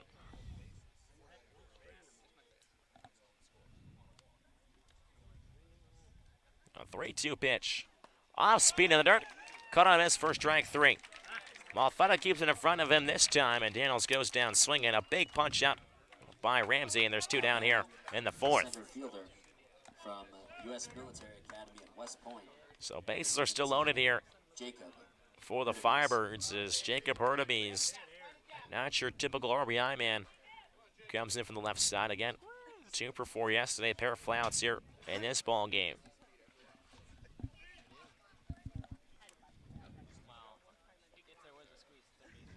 First pitch on the right-hander. Fastball is lined right at the third baseman, Hardman, who jumps up and makes the catch. And Hardman takes away at least 2 RBIs from Jacob Hurtubise for the 3rd out here in the top of the 4th inning. So the Firebirds threaten here, but they do tack on another run off the home run from Shea Whitcomb. They score 1 run on 3 hits, no errors, and 3 men left on base. We're through 3.5 here at Stony Brook Field. It's a brand new ball game. Firebirds 3, Whitecaps 3. As we'll take a look at some of the games going on today here around the Cape. Another doubleheader in progress right now in Falmouth between Bourne and the Commodores. Top of the 1st inning there, just getting underway. And there's a game at 6 between the Braves and the Commodores as well. 4:45 game over at Red Wilson Field now because of the sunlight problems. Moved the games late in the season to 15 minutes earlier for a start time. Harwich and Yarmouth battle it out. Another East Division battle. Of course, game 2 here starting around 5 o'clock. And then over in Wareham, 6:45, Hyannis and Wareham. And then over at 7 o'clock in Chatham-Katuitt visits Chatham. So a West versus East showdown at Veterans Field. Couple big games here on the Cape to look at the standings. West is pretty much all set except for seeding-wise, but Bourne has clinched the playoffs now, so it'll be Falmouth, Katuitt, Wareham, and Bourne. Falmouth with a 5-point lead over the number 2 seed in the Kettleers of Katuitt. And then the East, the Anglers with 48 points, they lead the way, with Waddy trailing them by 5 points with 43 in 2nd. Orleans with 39 points in 3rd. Harwich 37 in 4th, 18-19-1 record. The Whitecaps ran out in the bottom in 5th place with 33 points.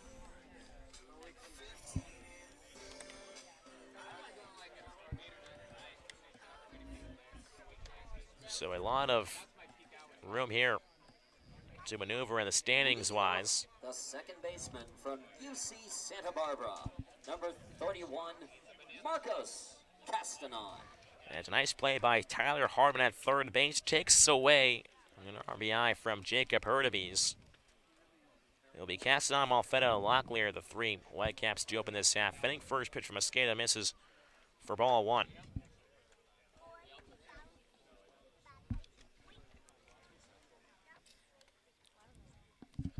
One out to Castanon. Dips a bit too far inside. Count 2 balls and no strikes. All the Whitecaps' 3 runs came in the 1st inning. Through and blast from TJ Collette. That's for 2 of the 3 hits as well. Only other hit was by Tyler Gentry in the last half inning. 2-0 from Mosqueda. Fastball rolled over, chopped foul towards the deck circle as Malfetta makes a nice catch down there on a 1-hop. Count 2-1.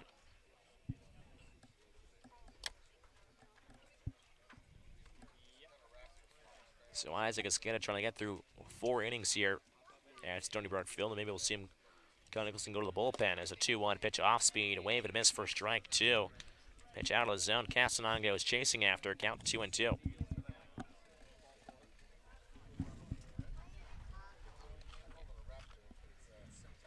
Nobody on, nobody out here in the bottom of the 4th inning. Again, all tied up at 3. As the Firebirds leave, the bases loaded in the last half inning. 2-2. Fastball pops up and out of play behind the dish. Count remains 2-2.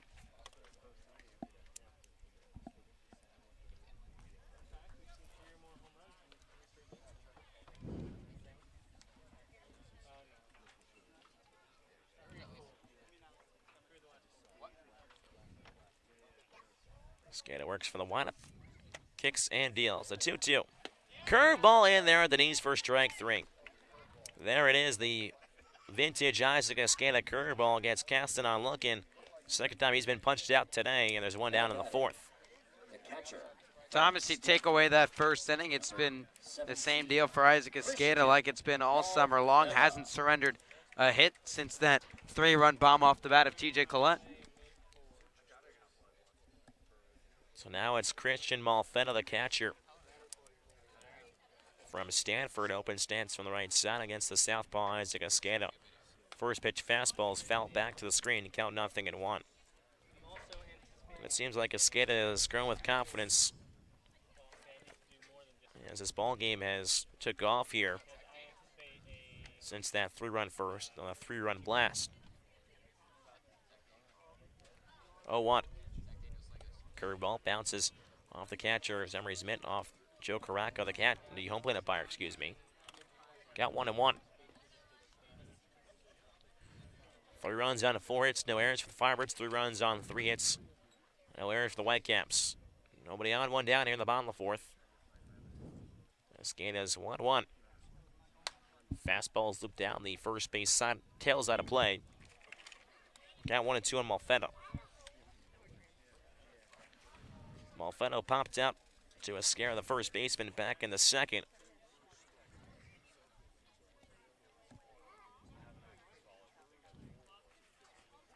As Escada kicks and fires the 1-2. Curveball just misses a bit too high. And out, count 2-2. Try the backdoor curveball on the right-hander Malfetta, but didn't bite down enough.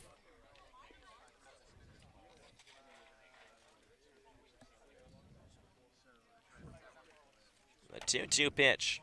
Fastball hit hard on the ground. Just gets through under the glove of McCabe. We try to back it down the third base line for a base hit. Cut off by Trani. As heading in towards second base is Malfetta. And it's a 1-out double for Christian Malfetta. And the Whitecaps try to retake this lead here in the 4th. Now batting the shortstop from Liberty University, number 15. So with 1 down, Malfetta will exchange all the gear with the third base coach. So with 1 down, Isaac Escada will work back from the stretch.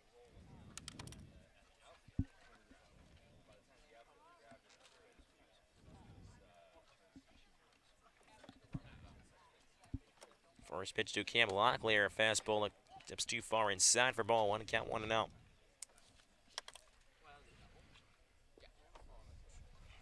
Locklear is one of the 2 walks has worked against Isaac Escada. Again, coming this ball game, just 1 walk issued by Escada. Doubled in this ball game as the 1-0 fastball at the letters, foul tipped in the mid of Rob Emery, and count a ball and a strike.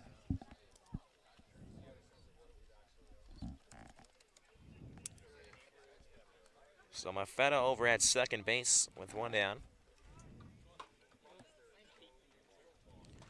As the 1-1 high chopper towards the third baseman. McCabe looks back, the runner at second, throws across the diamond in time to retire Locklear for the 2nd out. So with 2 down, Malfetta holds tight at second base. It's the 9-0 hitter from Texas, Duke Ellis. Duke Ellis. Rising junior coming off one of his best games on the summer, 2 for 4 with a double and a run against Hyannis yesterday in the win. Whitecaps again have won 2 in a row. Firebirds dropping 2 in a row. Makes the East Division standings a little bit more interesting. First pitch to left-hander, curveball that bounces in. Rob Emery goes down to his knees to make the block. Count 1-0.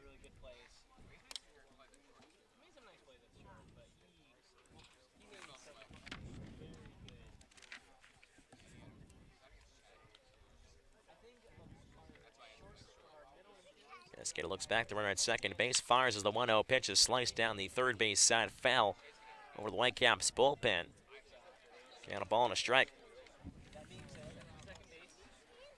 Now, an interesting story about the Whitecaps bullpen down there, that there was a rabbit down there, made his home, and unfortunately passed away, but the Whitecaps held the funeral down there in the bullpen and buried the rabbit down there in the bullpen.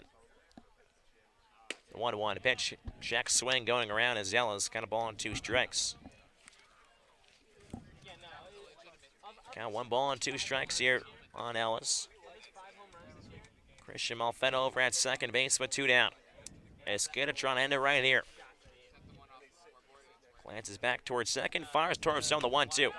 Fastball just missing the inside corner. Kelly Nicholson shouting yeah from the first base dugout. He thought it was good. Joe Karaka, the home plate umpire, thought differently.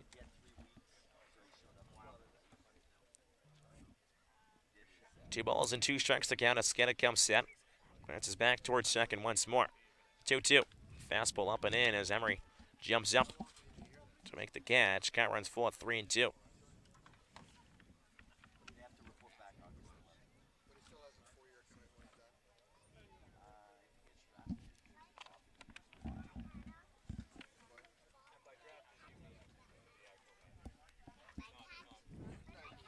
The payoff pitch from Escada.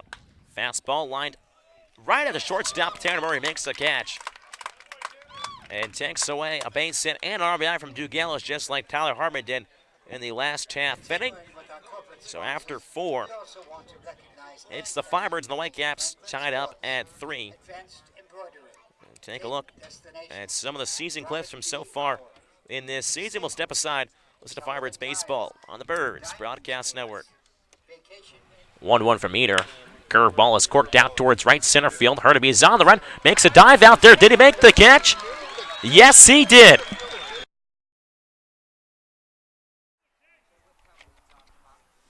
There's a 1-0 pitch. Wilcom sends one high in the air towards left field, towards the scoreboard. It's gone.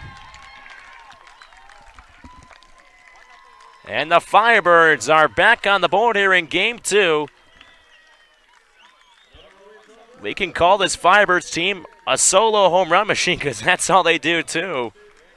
As Whitcomb puts the Firebirds on the board here early, 1-0 lead. Right now it's actually the opposite. 1-1 pitch by Whitcomb is hammered down the left field line. Punkovich going down, looks up, and it's out of here. Shea Whitcomb, his second home run on the Cape, just squeezes it in around the left field pole, and the Firebirds on the board here in the bottom of the 8th inning. Well, maybe meant to do that as the 0-2 pitch is placed out towards right field, going back at second base and King. The 1-0 pitch, curveball is slashed out towards right center field. Daniels on the run out there, and he makes the catch, tagging up from second as King throws over towards third base. It's in time! Zach Daniels flashes the hose out in right center field and throws out Riley King to end the 7th inning. The Firebirds infield will come in on the grass. First pitch to Darren Baker, right back to the third baseman. Tags the runner at third, throws across the diamond, and they got him! Tanner Murray.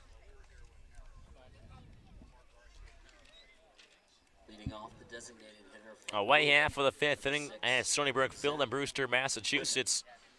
As the Firebirds, after they stranded the bases loaded in the 4th, look to change their fortunes here in the 5th. New pitcher on the mound for the Whitecaps, Kurt Wilson. Right-hander, 6'2", 195 junior from Olympic, Texas. Plays his college ball at Texas Tech as the first pitch to Zach Britton is fouled off. Out of play behind the dish, count 0-1. Wilson making his 4th appearance on Cape Cod. Pitched 4 1/3 innings so far, 7 punch-outs, but 4 walks.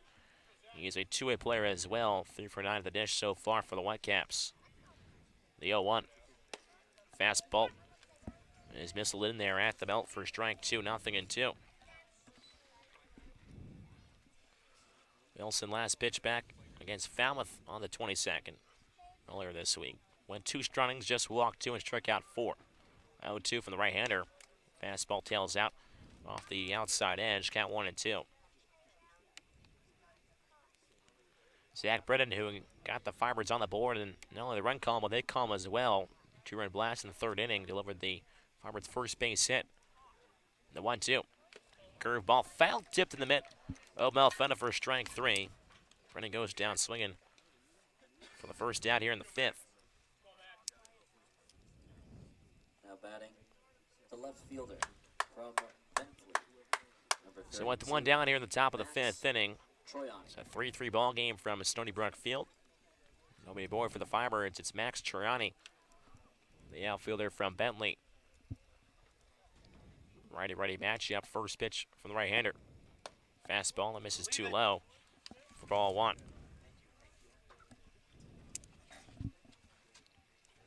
Trying to open stance from the right side. Wilson from the hill, the 1-0. Fastball is squared out towards right center field, towards Duke Yellis. The center fielder ranges over to his left. Cam Stoner makes the catch for the second out. Now batting, the second baseman from UC San Diego. It's interesting, too, about Kurt Wilson in his windup, just because, you know, he steps off in his first rock step and then kind of holds his foot there for a second or so. When he steps back on the rubber, when he's in his windup. Almost toe taps twice as the first pitch to Shea Whitcomb's in there for strike one with the fastball. Whitcomb, the other run for the Firebirds here in this ball game, a solo home run, just last inning to start things off in the fourth. 0-1 from Wilson. Curveball hit hard towards the hole on the left side of the infield. It gets through into left field for a base hit. Lockyer gave it an effort, but shows to no avail as Whitcomb's aboard for the third time today. 2 for 2 with a home run and now a single. Now batting the third baseman from Georgetown, number 4, Eddie McCabe.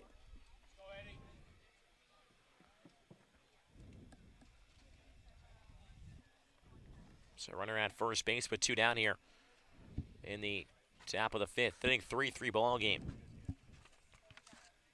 First pitch to Eddie McCabe as a fastball misses down in the zone for ball one.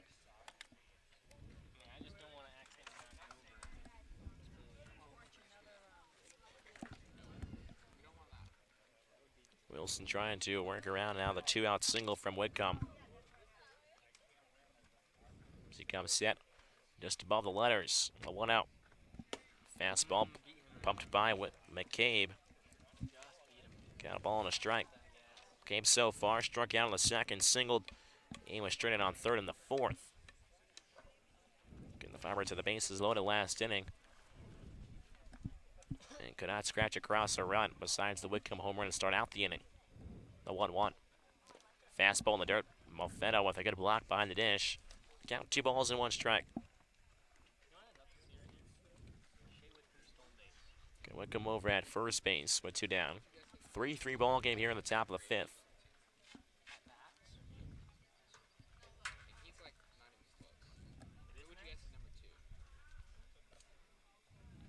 A 2-1 to McCabe. Fastball just misses the knees. Count out to 3 balls and 1 strike. Good an Eddie McCabe at bat here, taking a lot of close pitches early in the AB. Really working the count. Throw over from Wilson, just diving back in as Whitcomb over at first base headlong. Ryan Erickson over at first base. A couple words exchanged between him and Whitcomb.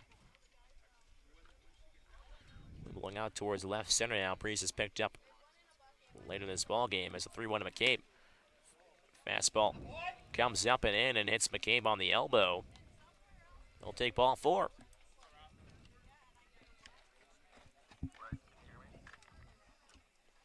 Now batting, the catcher from San Francisco, number 22, Rob Emery. So hit by pitch to McCabe is Rob Emery, the catcher from San Francisco.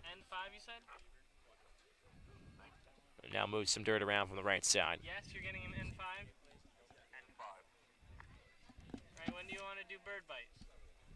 That, mid-6. Sure.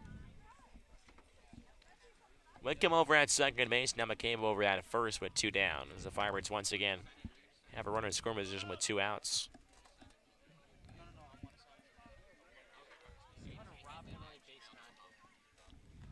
First pitch to Rob Emery. A fastball. Cut on a miss for a strike 1. Emery so far walk and a strikeout victim.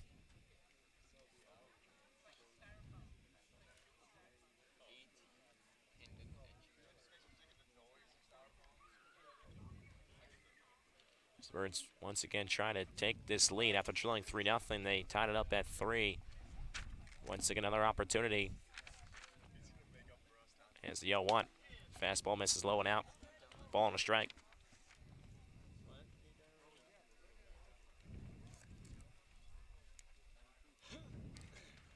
Firebirds have, as a team with runners in scoring position and 2 outs, just batting $181 compared to $250 with runners in scoring position.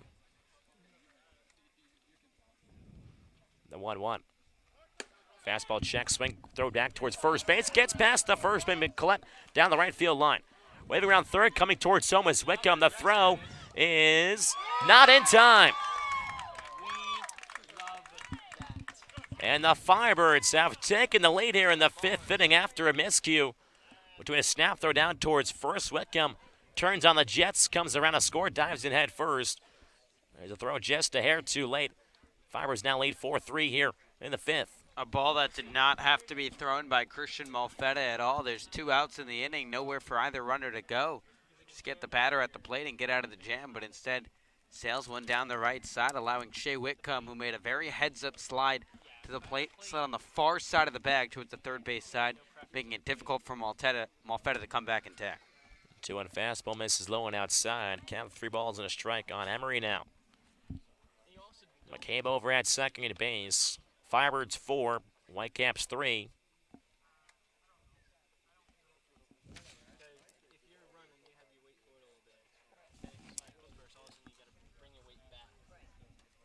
Three 1 pitch, hit hard on the ground, fouled on the third base side towards the Whitecaps bullpen. Counts full at 3-2.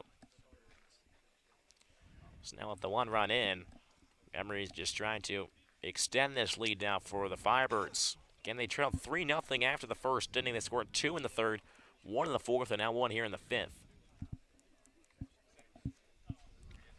McCabe takes his secondary lead off of the second base back. Payoff pitch. Curveball laid off by Emery. Tosses the barrels. Malfetta keeps the ball in front of him, in front of the dish. Another walk issued by Rob Emery. Still 2 down here in the top of the 5th inning. From Loyola Marymount, number 2, Trevin Esquera. So Trevin Esquera, the first baseman from Loyola Marymount. Runners on first and second. Now shortstop Locklear holding on McCabe a little more tightly at second base. Wilson rolls up the front left sleeve of his jersey in the first pitch. Fastball just getting a piece of it. And Esquera fouls it back to the screen, 0-1.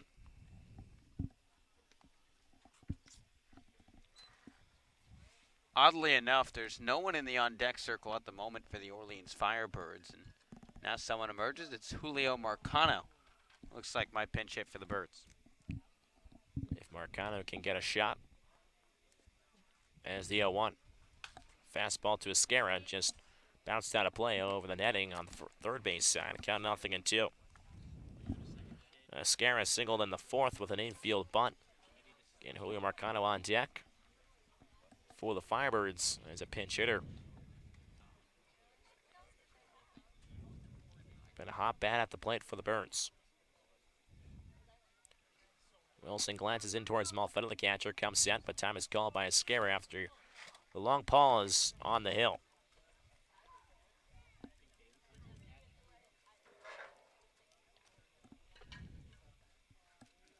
Out 2 from Wilson. Curveball inside as Esquera hops out of the way towards the pitcher's mound. Count 1-2.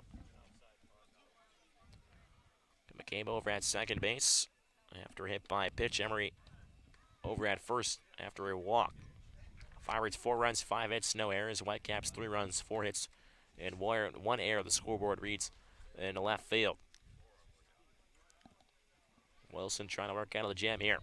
Comes set above the letters, the 1-2. Fastball to Esquera is flying out towards the left field. Franklin, left fielder, backs up, moves back to his left. Scrambles back to make the catch for the 3rd out. But the Firebirds strike for 1 run here in the 5th, and they take the lead. 1 run on 1 hit, 1 error, and 2 men left on base. We're through 4.5 here at Stony Brook Field. It's the Firebirds 4 and the Whitecaps 3. got that As stack we'll take a look to 'em. at the standings and league leaders around the Cape. Everyone's going to try and steal seconds. As Decent Watson. It's a family thing. Wyatt Young is now overtaken. Generations. The third family has been serving families Max like Strong has been yours. overtaken by Wyatt Young in the average race here on Cape Cod. Young hitting 353 now for the Red Sox. Deloach 346 in second. Darren Baker, even though he's not with the Cape Men anymore.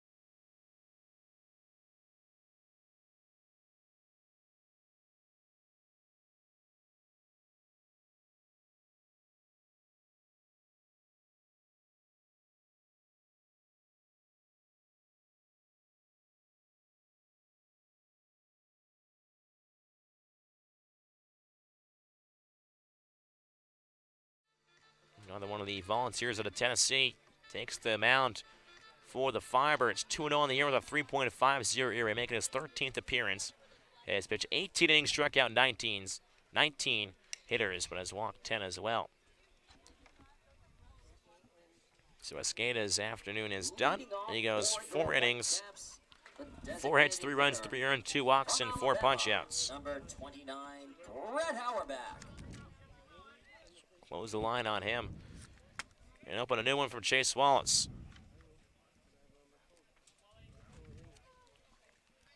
So Tanner Murray stays in the ballgame at shortstop after we saw Julio Marcano on deck. First pitch at the knees for strike one on a Brett Auerbach, leadoff man for the Whitecaps. Again, since a 3-run first inning, Esqueda only allowed 2 hits the rest of the way. One of the dirt scooped up by Rob Emery, kind of ball on a strike. Bottom of the 5th inning here from Stony Brook Field. Firebirds 4. Whitecaps 3. Slow moving ball game here at Stony Brook. There's the 1-1 from Wallace. Fastballs foul back to the screen by Auerbach. Got a ball on 2 strikes. Got game 1 of a 2-game doubleheader here tonight in Brewster.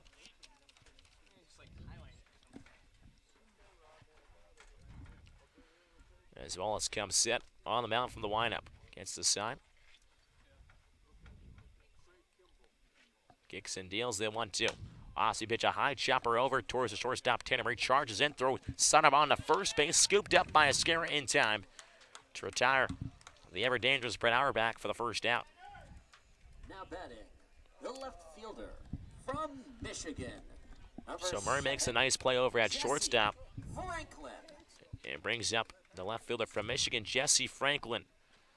The second-year Brewster Whitecap. Struggled a bit here in his second go-around. Hit 306 his first year for the Whitecaps. First pitch to him, the left-hander. Fastball paints the knees on the outside edge of the plate for strike one. Franklin hitting .239 so far for the Whitecaps. Again, hit .302 last year for Jamie Shevchik. The 0-1. Fastball has popped out of play down the third base side. Count 0-2.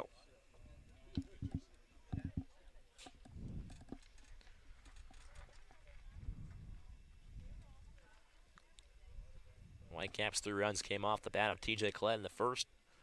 2-run blast by Britton in the third. Whitcomb home run in the fourth. And the fifth, a throwing error leads to a Whitcomb coming around to score as the 0-2.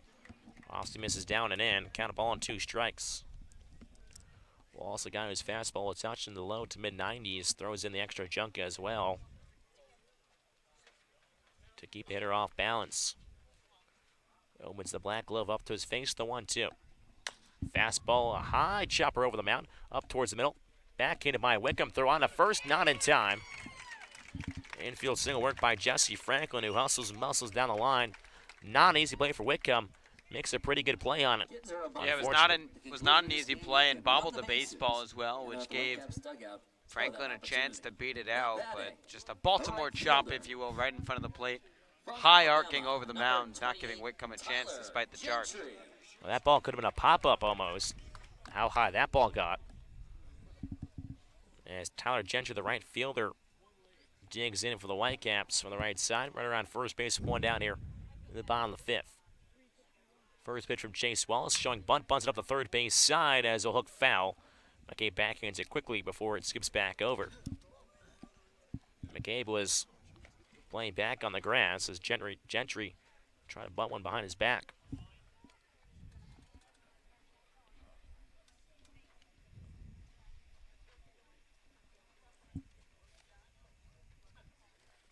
So count is 0-1 now as Gentry glances down towards the base coach's box.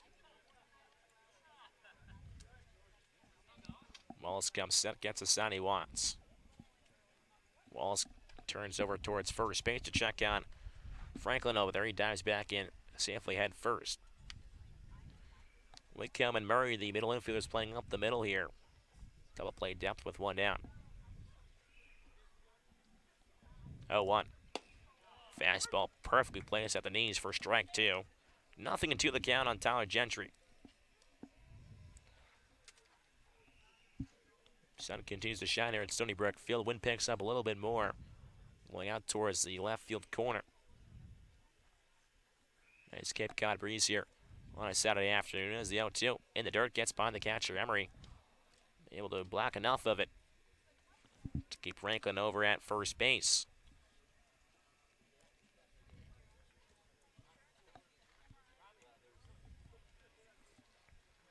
So count 1 ball and 2 strikes here on Tyler Gentry. Wallace looks in. Snap throw over towards first base, and they got him. Chase Wallace guns down to Franklin at first base and picks him off for the second out. Got him by a mile over there at first base. Caught him leaning. And that pickoff attempt call came from the dugout. Kelly Nicholson yelled at Rob Emery saying, hey, gave him the sign. They checked over and picked him off the very next play. 1-2 pitch. Off speed, wave and a miss for strike 3. Gentry goes down swinging after Franklin was picked off over at first base. Whitecaps, no runs on 1 hit, no errors, nobody left on base. After 5, Firebirds 4, Whitecaps 3. We're going to send it back down to our sound reporter, Scotty Gaines, who's with a special guest. So, Scotty, we'll get over to you. Hey, an extra special guest, not just a special guest, here with Koki Riley, the team writer for the Brewster Whitecaps. Koki, I'm going to start in the game, then we're going to go to the standings, and then a little bit about you. 4-3, Firebirds leading. What have you seen on the Whitecaps side today? Well, it was a great start. Ramsey had 2 excellent first innings, and then the 3-run home run from Collette. That was his 9th of the season. But then ever since, it's been ugly play, mostly from behind the plate with Molfetta, the throwback, the ill-advised throwback to first base, the drop third strike that it extended the inning, which turned into that big 2-out home run for Orleans, and it's just been a lot of ugly play so far for the Whitecaps. You tweeted today, you said Collette promised to hit a home run today, 3-0 Caps, about an hour ago. Did he actually promise you that he was going to hit a home run? Yeah, he was sort of joking around about that before the game and with some of us, and he said that, oh, maybe he'll hit a home run today. Hey, and all of a sudden, home run. Yeah, he's so good. We've seen it, 4 straight games with a home run. He's fantastic. You're going to need a lot of that because I know the Brewster Whitecaps are in last place right now, 6 points behind the Firebirds. How big is these next couple games for them? These next couple games basically makes or break the season. I mean, if they somehow win all 3, they're tied with Orleans and likely in the playoff race. But if they lose all 3, they're out of the race. And these 3 games really make or break the season for the Brewster Whitecaps. I really do believe that. Tanner Murray leading off the inning right here. And before we let you go, I know you went to elementary school here at Stony Brook, and here you are working for the team. 15 years later, or however long that is. What's the biggest thing that's changed in the time here? Not a ton, I'll be honest. The school's more or less the same. They've changed the playground a little bit here and there. There's some new equipment, but for the most part, I remember when this park was being built when I was in elementary school, and that's a pretty cool thing to realize now, 15-ish years later. What a special story it is. Koki, thank you so much for the time, buddy. Really do appreciate you. Thomas and Josh will send it back to you guys. First pitch to Tanner Murray popped out of play. Down 0-1 on the shortstop. 0-1 from Wilson. Curveball tapped in front of home plate down the third base. Saddle kick foul as Harbin, the third baseman, charges in and scoops it up on the forehand. Count 0-2 on Tanner Murray. Seems like that's a theme here we see on Cape Cod where not much changes. Time slows down a bit more. Enjoy the weather and the beaches just a little bit more. Unfortunately, on the baseball side of things, it seems like it speeds up. Seems like yesterday was June 10th and opening day. And now it's almost playoff time in August. 4-3 Firebirds lead here in the top of the 6th inning. As Wilson kicks from the windup, the 0-2. Fastball runs above the letters on Murray. Count 1-2. Murray so far lined out in the third, popped out in the fourth, making his third plate appearance here in this ball game in the 6th. As the Birds try to tack on a few more insurance runs. The 1-2. Curveball comes up and inside. Wilson looks like didn't get all of that ball. Count 2 balls and 2 strikes. And Wilson, right-hander out of Texas Tech, plays around with the ball in his mitt. Fires from the windup, the 2-2. Curveball lunged for and sent out towards shallow right field. Gentry, the right fielder, charging in. Looks up at the sky with his sunglasses and makes the catch in shallow right for the first down. That's a theme we'll see all day today at Stony Brook Field with the sun shining out here and no clouds. Sunglasses are imperative here to catch a fly ball today. So Zach Kokoska will pinch hit Now at the plate from Kansas for Zach Daniels in the 9 spot. Zach Kokoska. Kokoska, who's average just under 240 for the season. The left-hander will face the right-hander in Kurt Wilson with 1 down.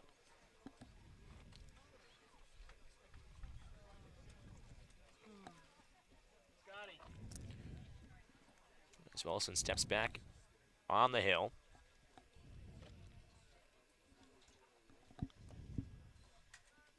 With 1 down here in the inning, nobody aboard for the Birds. First pitch from Wilson to the left-hander Kokoska. Fastball, cut out a miss for strike 1.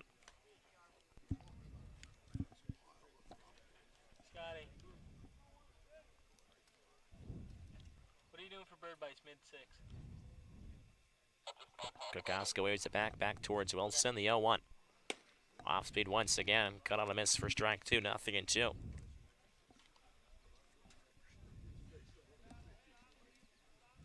Kokoska looks to put up a fight here from the left side against the right-hander Wilson. And 1 down here in the 6th, nobody aboard. 4-3 Firebirds lead. The 0-2. Fastball, check swing, tapped right back to the pitcher. Wilson backhanded, sets his feet on the hill. Throw on the first, and Kokoska is sent out for the second out. Now batting, the center fielder from the U.S. Military Academy, West Point. So with 2 down here in the top of the 6th, it's up to Jacob Hurtubise to prolong this half inning. A speedy center fielder from Army digs in from the left side against the right-hander Kurt Wilson from Texas Tech. First pitch, Hurtubise takes it for ball 1. And if I'm Hurtubise, to be honest with you, I'd try and just lay down a bunt third base side. Hartman, the third baseman, creeping in just a touch. We've seen Hurtubise speed this summer. 1-0 pitch, fastball in there at the knees for strike 1, and count a ball and a strike. Hardman did have trouble earlier in the ball game fielding a bunt by Trevin Escara. You find a way to get on, maybe swipe second and have Zach Britton drive you home. The 1-1. Off-speed misses down.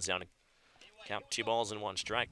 Especially Hartman over at third base, playing off the line there as well, over towards the hole. See the second baseman, Castanon, playing towards the first base side. As a 2-1 pitch is popped down towards the third base bleachers side towards the bullpen, but it will find its way towards the batting cages down there for strike 2.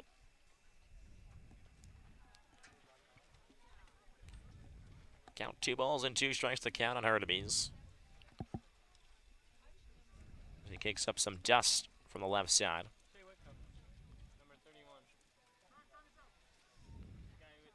As Hurtubise calls time, sporting the one batting glove with the black wood bat and the yellow tape.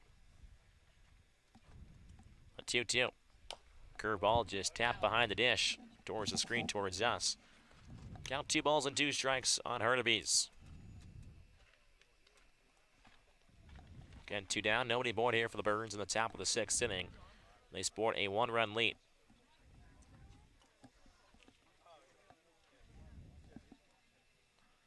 The 2-2 pitch. Fastball just getting a piece of it by Hurtubise. Fouls it back once again, and count remains 2-2. Hurtubise a guy that will see a lot of pitches at the plate and foul it off. Only struck out 26 times this past year for Army. Marked 45 walks, or excuse me, 69 walks. The 2-2. Fastball runs up and out of the zone and count 3-2. Well, he holds the Patriot League career record for walks, and he still has a season to go. Holds a lot of records, whether it's Army or Patriot League records. He's got a couple in there. Payoff pitch. Fastball is hit hard down towards the left field. Coming as left fielder Franklin on the run and makes the catch. For the second time today, Hurtubise hits the ball hard, but right at the fielder who takes away a base knock. So the Firebirds retire in order here in the 6th inning after 5.5. It's the Firebirds 4 and the Whitecaps 3. As we're going to send it back down to Scotty Gange back on the sideline. Scotty, over to you. Hey, thanks, buddy. Got to talk about a fun little deal we did the other day in Bird Bites. And we've got another one scheduled, and actually a lot more scheduled for this upcoming week. So the Bird Bites train is at the station right now. You better get on the locomotive because it's about to get going. Matthew Troop is going to come on this week. We're going to get a number of players. We're going to grab Sue Horton, too. She might be the busiest woman in the town of Orleans, but we're going to try to get her out there. Enjoy a meal at the Knack. Maybe we'll get some onion rings, maybe some fries. I'm going to get a milkshake because you guys know I'm not much of an ice cream guy, but I did get a milkshake when I was with Max Troiani. It was really good, and I don't really care for milkshakes, but that was a good milkshake. So if you go to the Knack, if you're going to catch the playoffs or the back half of the season or anything like that, if you're a family member out here or anything like that, then really you should get a milkshake if you find your way over to the Knack. It's fantastic. But me and Max, we got to really talk about, and I've said this before, his process through deciding whether he should stick with his internship in the big city or, continue pursuing his passion and this opportunity that he has through baseball. And so it was just so cool to hear from his side, and we got a sneak peek out on our Twitter page that's in the media section. The full video is going to come out tomorrow on our YouTube page. And it's just so cool, for me, just in terms of getting to understand and getting to hear more about these guys, just so much bigger than baseball. Every single aspect and level of their life, whether it be, they're talking about their family, their inspirations, all that. It's just so cool to me. So I'm looking forward to the release of that, and I'm really looking forward to several more milkshakes and several more cool conversations this week. And thank you, Scotty. A couple defensive changes here. In the bottom of the 6th inning, David Avadia takes over behind the dish. Zach Kokoska was out in right field for Zach Dales after he pinch hit for him this past half inning. First pitch from Chase Wallace, a fastball that's fell back to the screen for strike 1, 0-1. Again, all the 3 Whitecaps runs came back in the first inning. 3-run blast by TJ Collette. Firebirds have scored 4 unanswered runs here. Wallace takes a deep breath on the mound, the 0-1. Off-speed pitch just misses inside. Got a ball and a strike on Tyler Hardman, the third baseman.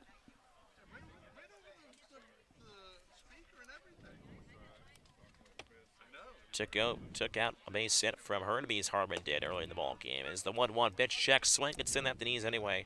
Count 1-2. Bases loaded. Back in the 4th inning, Hurtubise hit a line shot right at the third baseman. Hardman Picks away 2 RBIs and maybe extra bases. 1-2 pitch, reach out, 4 cut on miss for strike 3. And Wallace strikes out Harmon to start things off here in the 6th, just so we're in the 5th inning. So a second punch out here in this ball game. 1 down here in the bottom of the 6th inning, 4-3 Firebirds lead. It's now TJ Collette, the first baseman from Kentucky. Again, 1 for 2 today, 3-run blast in the first.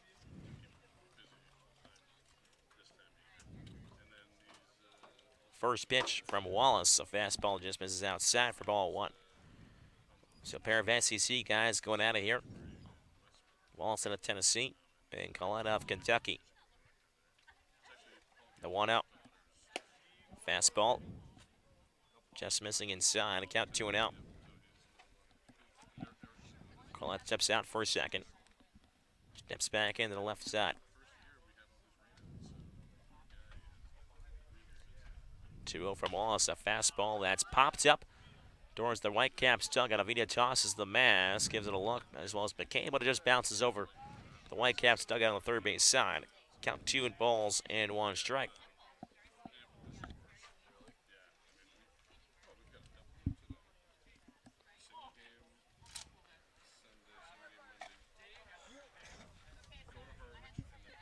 Now around 2 hours here in Brewster for this ball game. It's a 2-1 pitch. Just getting a piece of it is Collette. Fouls it back. Count 2 balls and 2 strikes. We saw the game back on July 9th in Orleans. First 3 innings took an hour and a half long. Game still finished the final 6 under 3 hours. This one here going to be over the average 2 hours for 6 innings. As a 2-2 pitch is chopped back. Ascara halts back. Fields it out on a forehand. Flip on to first to Wallace in time to retire Collette. So 2 down here in the bottom of the 6th inning. From UC Santa Barbara, number 31, Marcos Castanon. There's Marcos Castanon, the second baseman from UC Santa Barbara. One of the gauchos out there will do work from the right side. First pitch from Wallace, a fastball in there for strike 1. Castanon so far just trying to put a ball in play here in this ball game. 0 for 2 with 2 strikeouts. Wallace kicks and fires for the windup, the 0-1. Fastball, same spot, same result. It's in there for strike 2 at the knees, 0-2. So Wallace trying to strike out 2 of the 3 hitters here in this 6th inning. Gets the side he wants from Vidia, the 0-2. Fastball runs off the outside edge. Got a ball and 2 strikes. 2 outs here in the bottom of the 6th. Nobody boarding for the Whitecaps. 4-3 Orleans lead. They scored 4 unanswered since the 3rd inning. The 1-2. Fastball. Just missing for ball 2. Down below the zone. Count 2-2. Good pitch there from Wallace. Thought it was strike 3. He has to throw 1 more. The 2-2. Fastball, cut on a miss for strike 3. Chase Wallace strikes out Castanon Harmon here in the 6th inning as Wallace retires the side of the 6th after 6. It's the Firebirds leading the Whitecaps 4-3 after 6. And we're going to send it back down to Scotty Gange on the sideline. Scotty, over to you. Hey, I feel like I was just talking to you. That was such a fast inning. That was pretty fun. But before I go into talking about how much we all love the Land Ho, we've got to recognize the music that Brewster's playing. I think it's the Jeopardy or Family Feud, some type of game show music when they're announcing their raffle winners and the 50-50 winner. That's the executive committee is here for the Firebirds. I'm going to chit-chat with them because that's the winner of the day right there. If we still had the Ducks, which we had to give back, they would earn the Firebird Duck for greatness today. That's fantastic. But hey, I do want to talk about the Land Ho because we love to talk about it. Who was our guy? James Risley, our game day intern last night, said that he did in fact have the kale soup, which we've heard so much about, and that he enjoyed the kale soup. He gave it an 11 out of 10. I'm not a kale guy. I'm not going to try the kale soup. But if you are a kale person and you find your way in Orleans, go down to Land Ho and try the kale soup. It's a ho-ho home run whenever you're out here. We've seen a couple ho-ho home runs today. Shea Whitcomb had a foul one at first, and then they ruled it was fair, so almost a foul ho-ho home run. But then, hey, Whole lot of baseball today, you guys. We're on ending, what, 7 of 14? Looking forward to the rest of the day. Folks, a pitching change now on the And hill for thank your you, Whitecaps Scotty. From Kentucky. It's number been a 35, Carson busy Coleman. day here at Stony Brook Field so far. Only halfway done. Another 7 innings to be played here. As Carson Coleman, the backhand closer of this bullpen for the Whitecaps, will take over. So Jimmy Ramsey, a Wildcat for Brewster, started this ball game now, turned over to another Kentucky Wildcat to close out this game in Carson Coleman. The Firebirds trying to cling on to this 1-run lead as they want to tack on a couple more here in this half inning. It will be Britton, Trani, Whitcomb, the 2-3-4 hitters due up in this half inning to face Carson Coleman, the rising senior of Lexington, Kentucky. Ran under 6'2", 190, making his 5th appearance here on Cape Cod. He's pitched 3 innings, struck out 4, walked 3. Only had just one bad and rough outing. Has pitched 3 scoreless innings beside. Not recording out of Wareham, gave up 3 hits and 3 runs in the 4 batters he faced. Did pitch against Orleans back on June 15th. First pitch runs upstairs on Zach Britton for ball 1. Britton so far today, busy afternoon for him. 2-run blast in the 3rd. Got the Birds on the board as the 1-0. Fastball foul tipped to the mid of Malfetta. Count a ball and a strike. Yeah, Thomas, this will be the last inning regardless of the score, whether it's Orleans 4, 3 over Brewster, a lot more runs, whether it's tied, whether Brewster takes the lead and wins. There's no extra innings the rest of the regular season. 1-1 pitch misses inside. Count 2 balls and a strike. On a day like this, I think both coaches are okay with the heat and the sun. And, well, the arms coming up short here towards the back end of this regular season. 2-1 pitch fastball. Caught on a miss for strike 2. 2-2. So Kurt Wilson goes 2 innings, allows 1 hit, 1 run, unearned run, 1 walk, and 1 strikeout. The 2-2. Fastball just getting a piece of it, fouls it back to the screen. Count stays 2-2. The Whitecaps, having won the previous 2 games, trying to keep things rolling here, but they trail late in this ball game. Zach Britton calls time, digs some dirt around from the left side. 2-2 from Coleman. Fastball upstairs, cut a miss for strike 3. And Brennan goes down swinging to start things off here in the 7th. There's 1 away. So now it's Max trying, a left fielder from Bentley. Now Carson Coleman on the hill has got an interesting leg kick as well. Almost a Bronson Arroyo type ass leg kick, probably not as emphasized.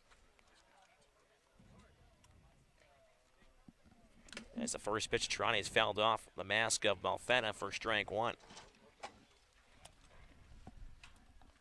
Left fielder Franklin shading out towards left center more. Center fielder Ellis Moore towards right center. A little bit of a alignment here as the 0-1 pitch. Fastball misses down for ball 1. Count ball and a strike. Trani so far today 0 for 3. Still searching for his first base knock. The 1-1 from Coleman. Fastball just misses down once again, almost a similar spot.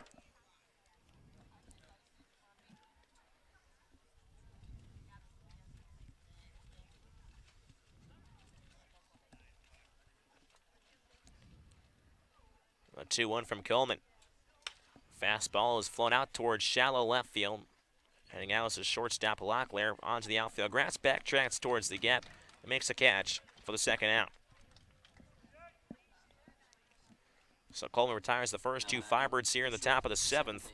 With 2 down, nobody aboard for the Firebirds as Shea Whitcomb, who also has a home run in this ball game. A solo shot in the 4th. 2 for 2 at the dish, was hit by a pitch back in the 2nd. Was the first Firebirds base run to reach in that ball game. First pitch, check swing by Whitcomb. It's in there at the letters anyway for strike 1.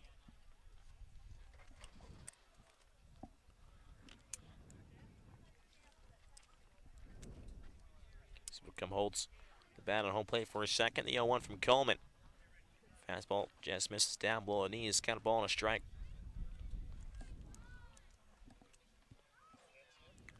1 ball and 1 strike, 2 down here on the top of the 7th. Nobody aboard. Firebirds 4, Whitecaps 3.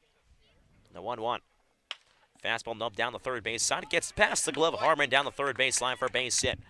Wickham turning around first, heading towards second base. Throw gets in high past the shortstop Locklear, or second baseman Castanon, excuse me.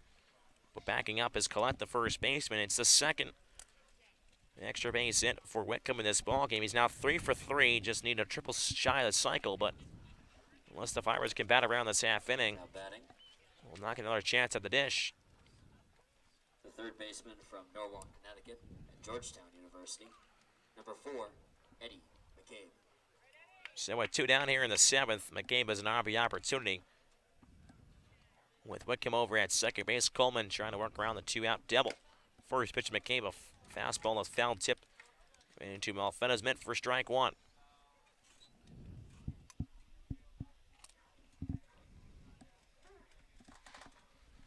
Coleman comes set from just below the belt, looks back towards second.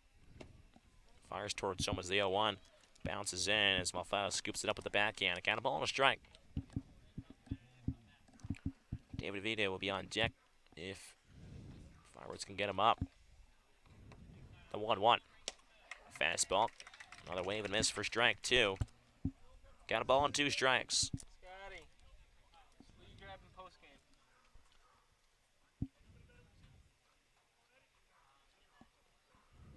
The 1-2 from Coleman. Fastball runs upstairs. Kind of it's up at 2 balls and 2 strikes. Scotty, who you grabbing? McCabe with runners in scoring position, batting .273 this year for the Birds. Trying to drive an insurance run here as a 2-2 pitch comes up and in and hits McCabe in on the helmet. As McCabe gets up from the batter's box.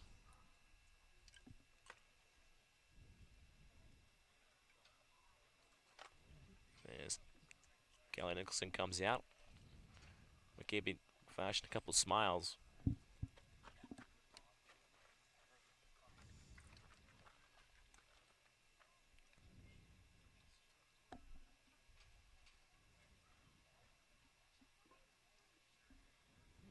As Jimmy Quinn tosses the bat. As Kelly Nicholson checks out the batting helmet. Don't know if the pitch broke the helmet or not.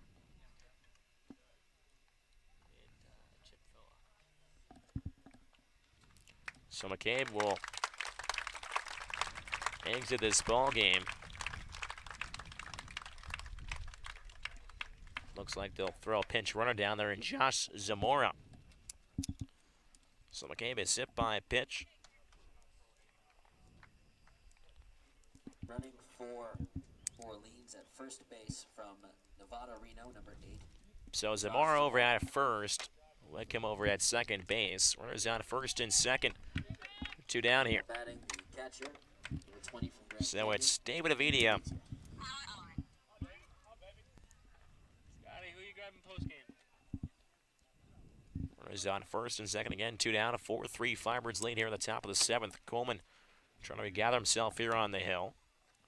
First pitch to Avidia. Fastball in there at the belt for strike 1.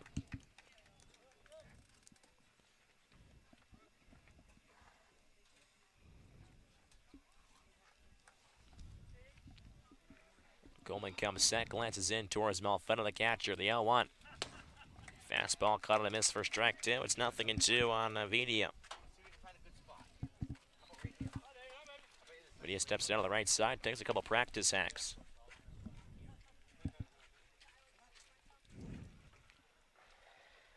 Oh, 2 from Coleman. Fastball misses low and out. Count a ball and 2 strikes. Avidia with 3 runs driven in so far this year. As Wickham at second base and Zamora over at first base. 2 down here at the top of the 7th. Firebirds 4, Whitecaps 3. Coleman looks back towards second, fires towards someone's the 1-2 pitch upstairs. Caught on a miss for strike 3. Avidia goes down swinging. As the Firebirds strand 2 out there on first and second. They score no runs on 1 hit, no errors, and 2 men left on base. Heading to the home half of the 7th inning, the Firebirds 4, Whitecaps 3. We'll step aside. Listen to Firebirds baseball on the Birds Broadcast Network. Properties, Monomoy Real Estate and Construction Team help you decide. Pretty picky, Monomoy together. Discover what your Cape Cod home Try and is say truly Pelly for game 2. Yeah, I think so.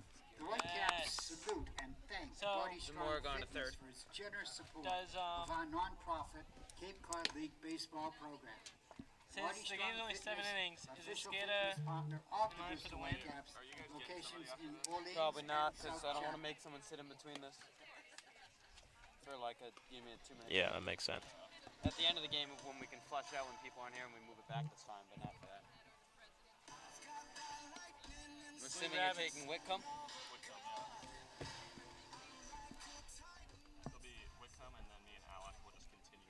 Staying in the game at third base for Orleans, number 8. I don't have to from move camera or Nevada, anything. Josh Zamora. After the game, I am planning to just type final and then go use the restroom.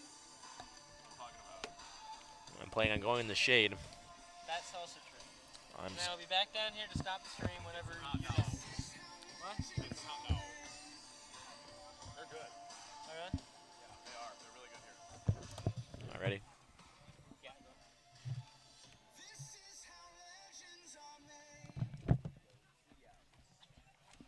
Leading off for the Whitecaps, the catcher. Home half of the 7th inning from Stony Brook Field in Brewster. As Chase Wallace returns to the mound for another inning of work. Trying to work the last 3 innings of scoreless baseball here. First pitch to Christian Malfetta. Change up that misses down the zone for ball 1. Malfetta, Locklear, and Duke Ellis. 79 hitters due up in this half inning. As the 1-0 from Wallace, a fastball tapped down the third base side. Zamora fields into foul territory, throw anywhere over to first base. Got a ball and a strike.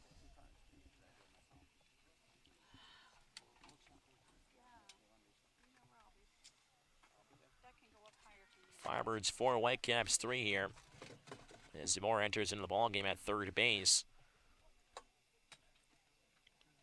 Before ending the game, he was hit by a pitch the top half of this inning.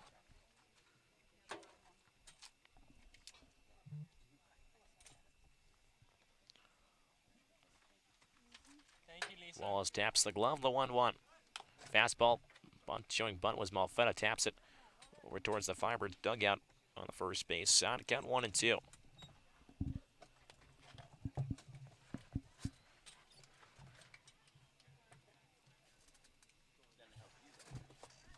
Malfetta takes a practice swing here.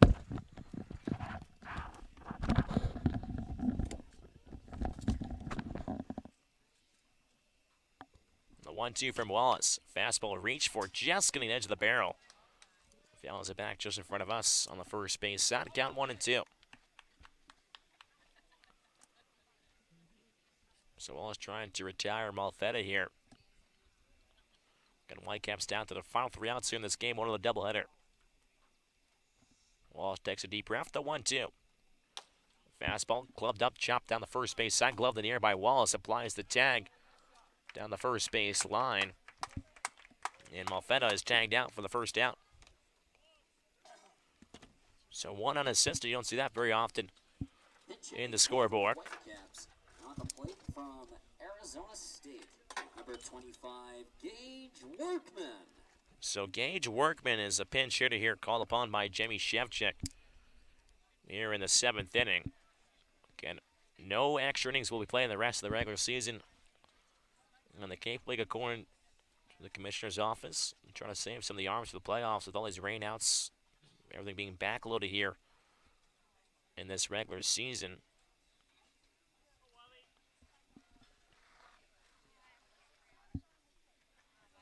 As working from the left side of Arizona State, tall, lengthy infielder. First pitch to Workman.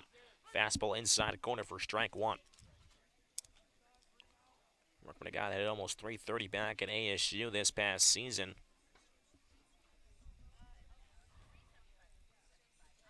Oh, 1 pitch, fastball, same spot, same result.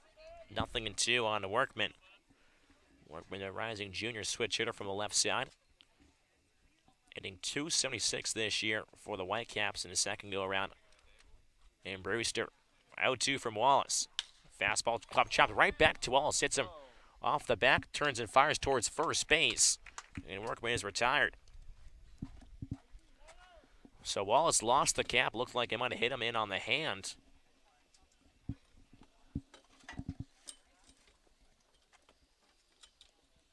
Pinch hitting. As another pinch hitter will be called upon here. Belmont Abbey College, number 20, Mason Dodd. Mason Dodd will pinch hit for Duke Ellis. 2 down here in the bottom of the 7th inning. 4-3 Firebirds lead Whitecaps down to their final out here.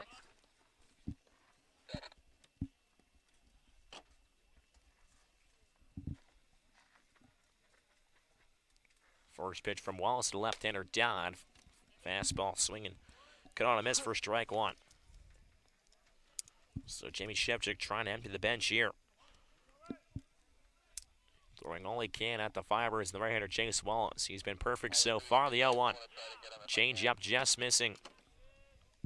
Benitez for ball one. Count a ball and a strike.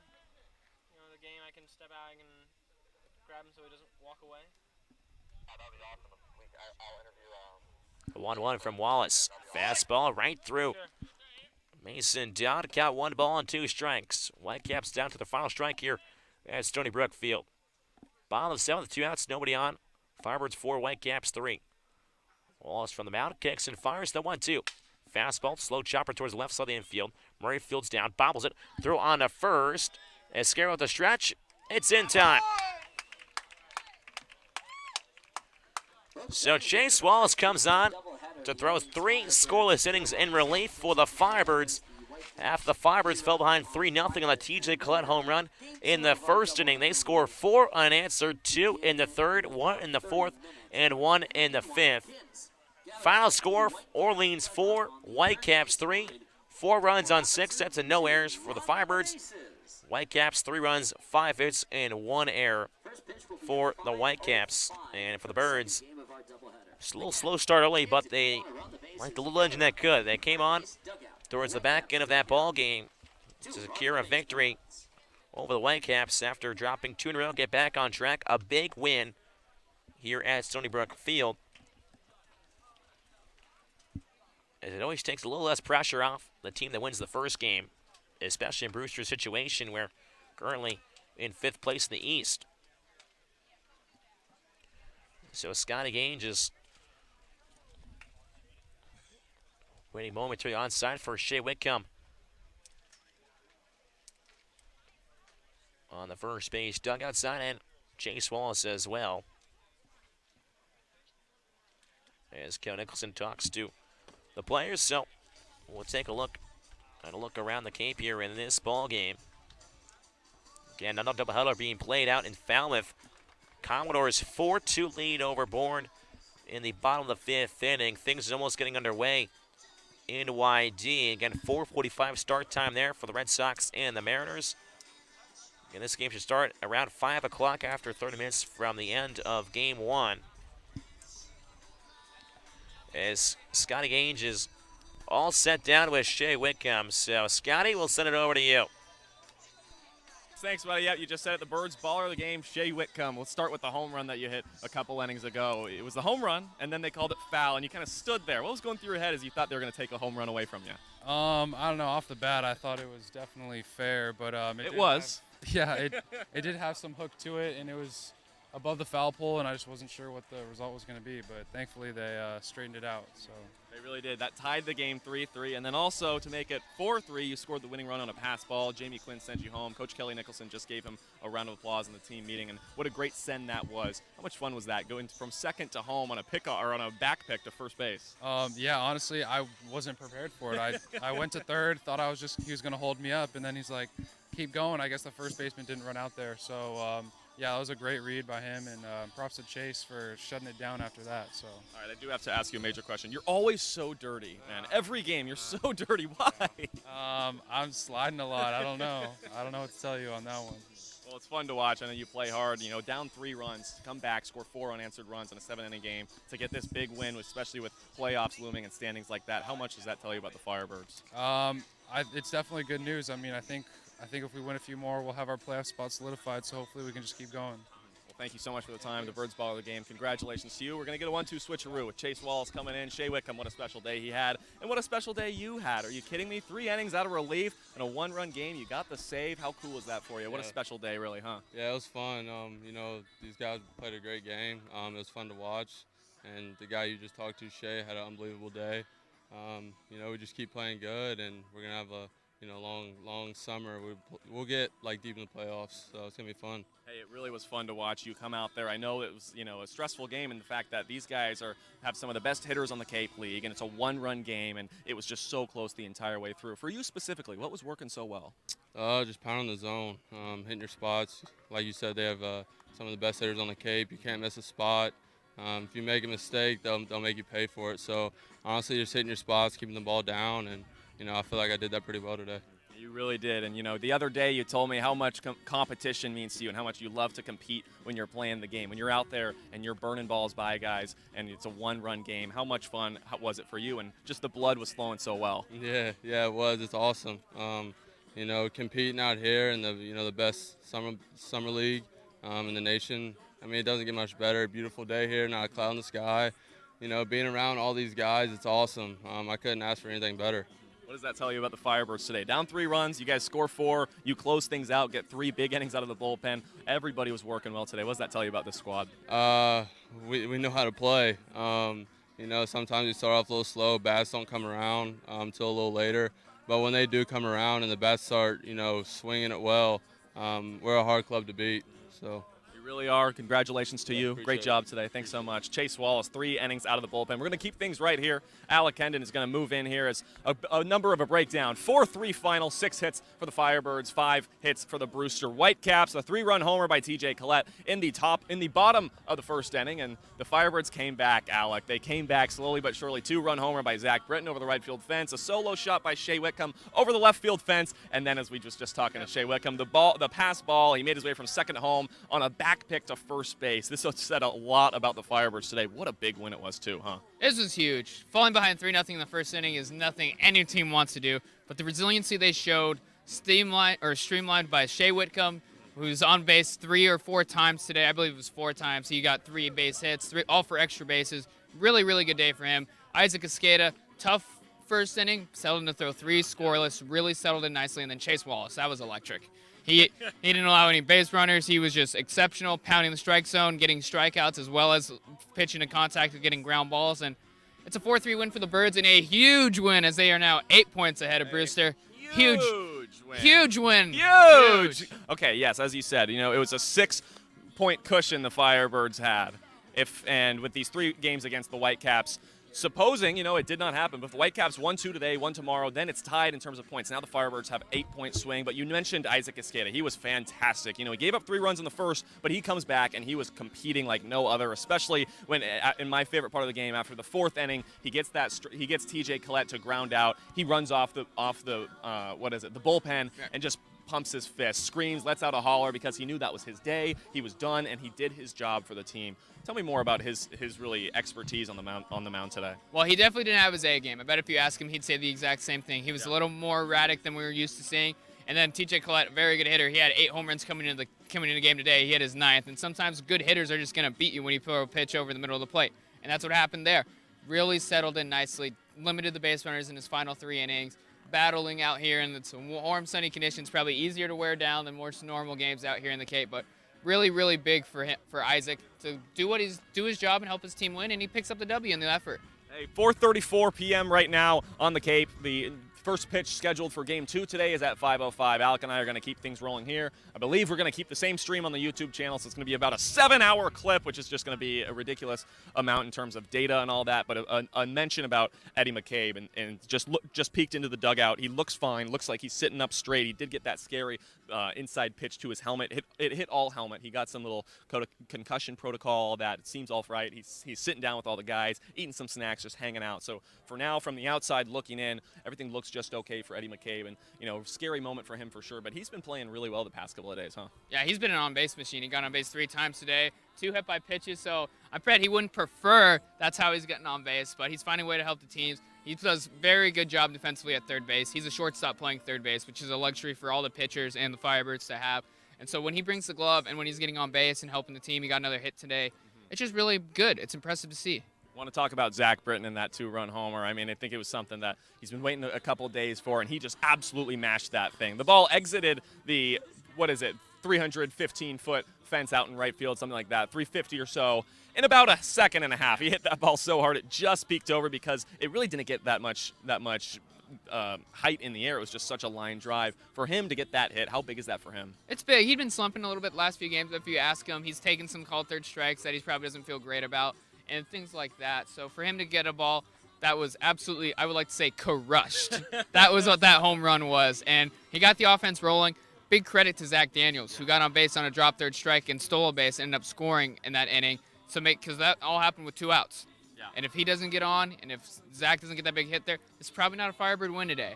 But they were 1-0 and heading into another one after this. Alec, thanks so much for the time, man. Really appreciate you. Going to let Alec go out there. He's got to get his little game recap ready because Alec Henn is a busy guy. Not only do I bring him on here for the Bird's Eye View pregame and postgame shows, but he's also doing about 30 other jobs. He runs the teams. Sometimes he's running some social media. He's got his own accounts. He's got the gamers. He's got it right before the end of the night, all that good stuff. So appreciate Alec Henn coming on.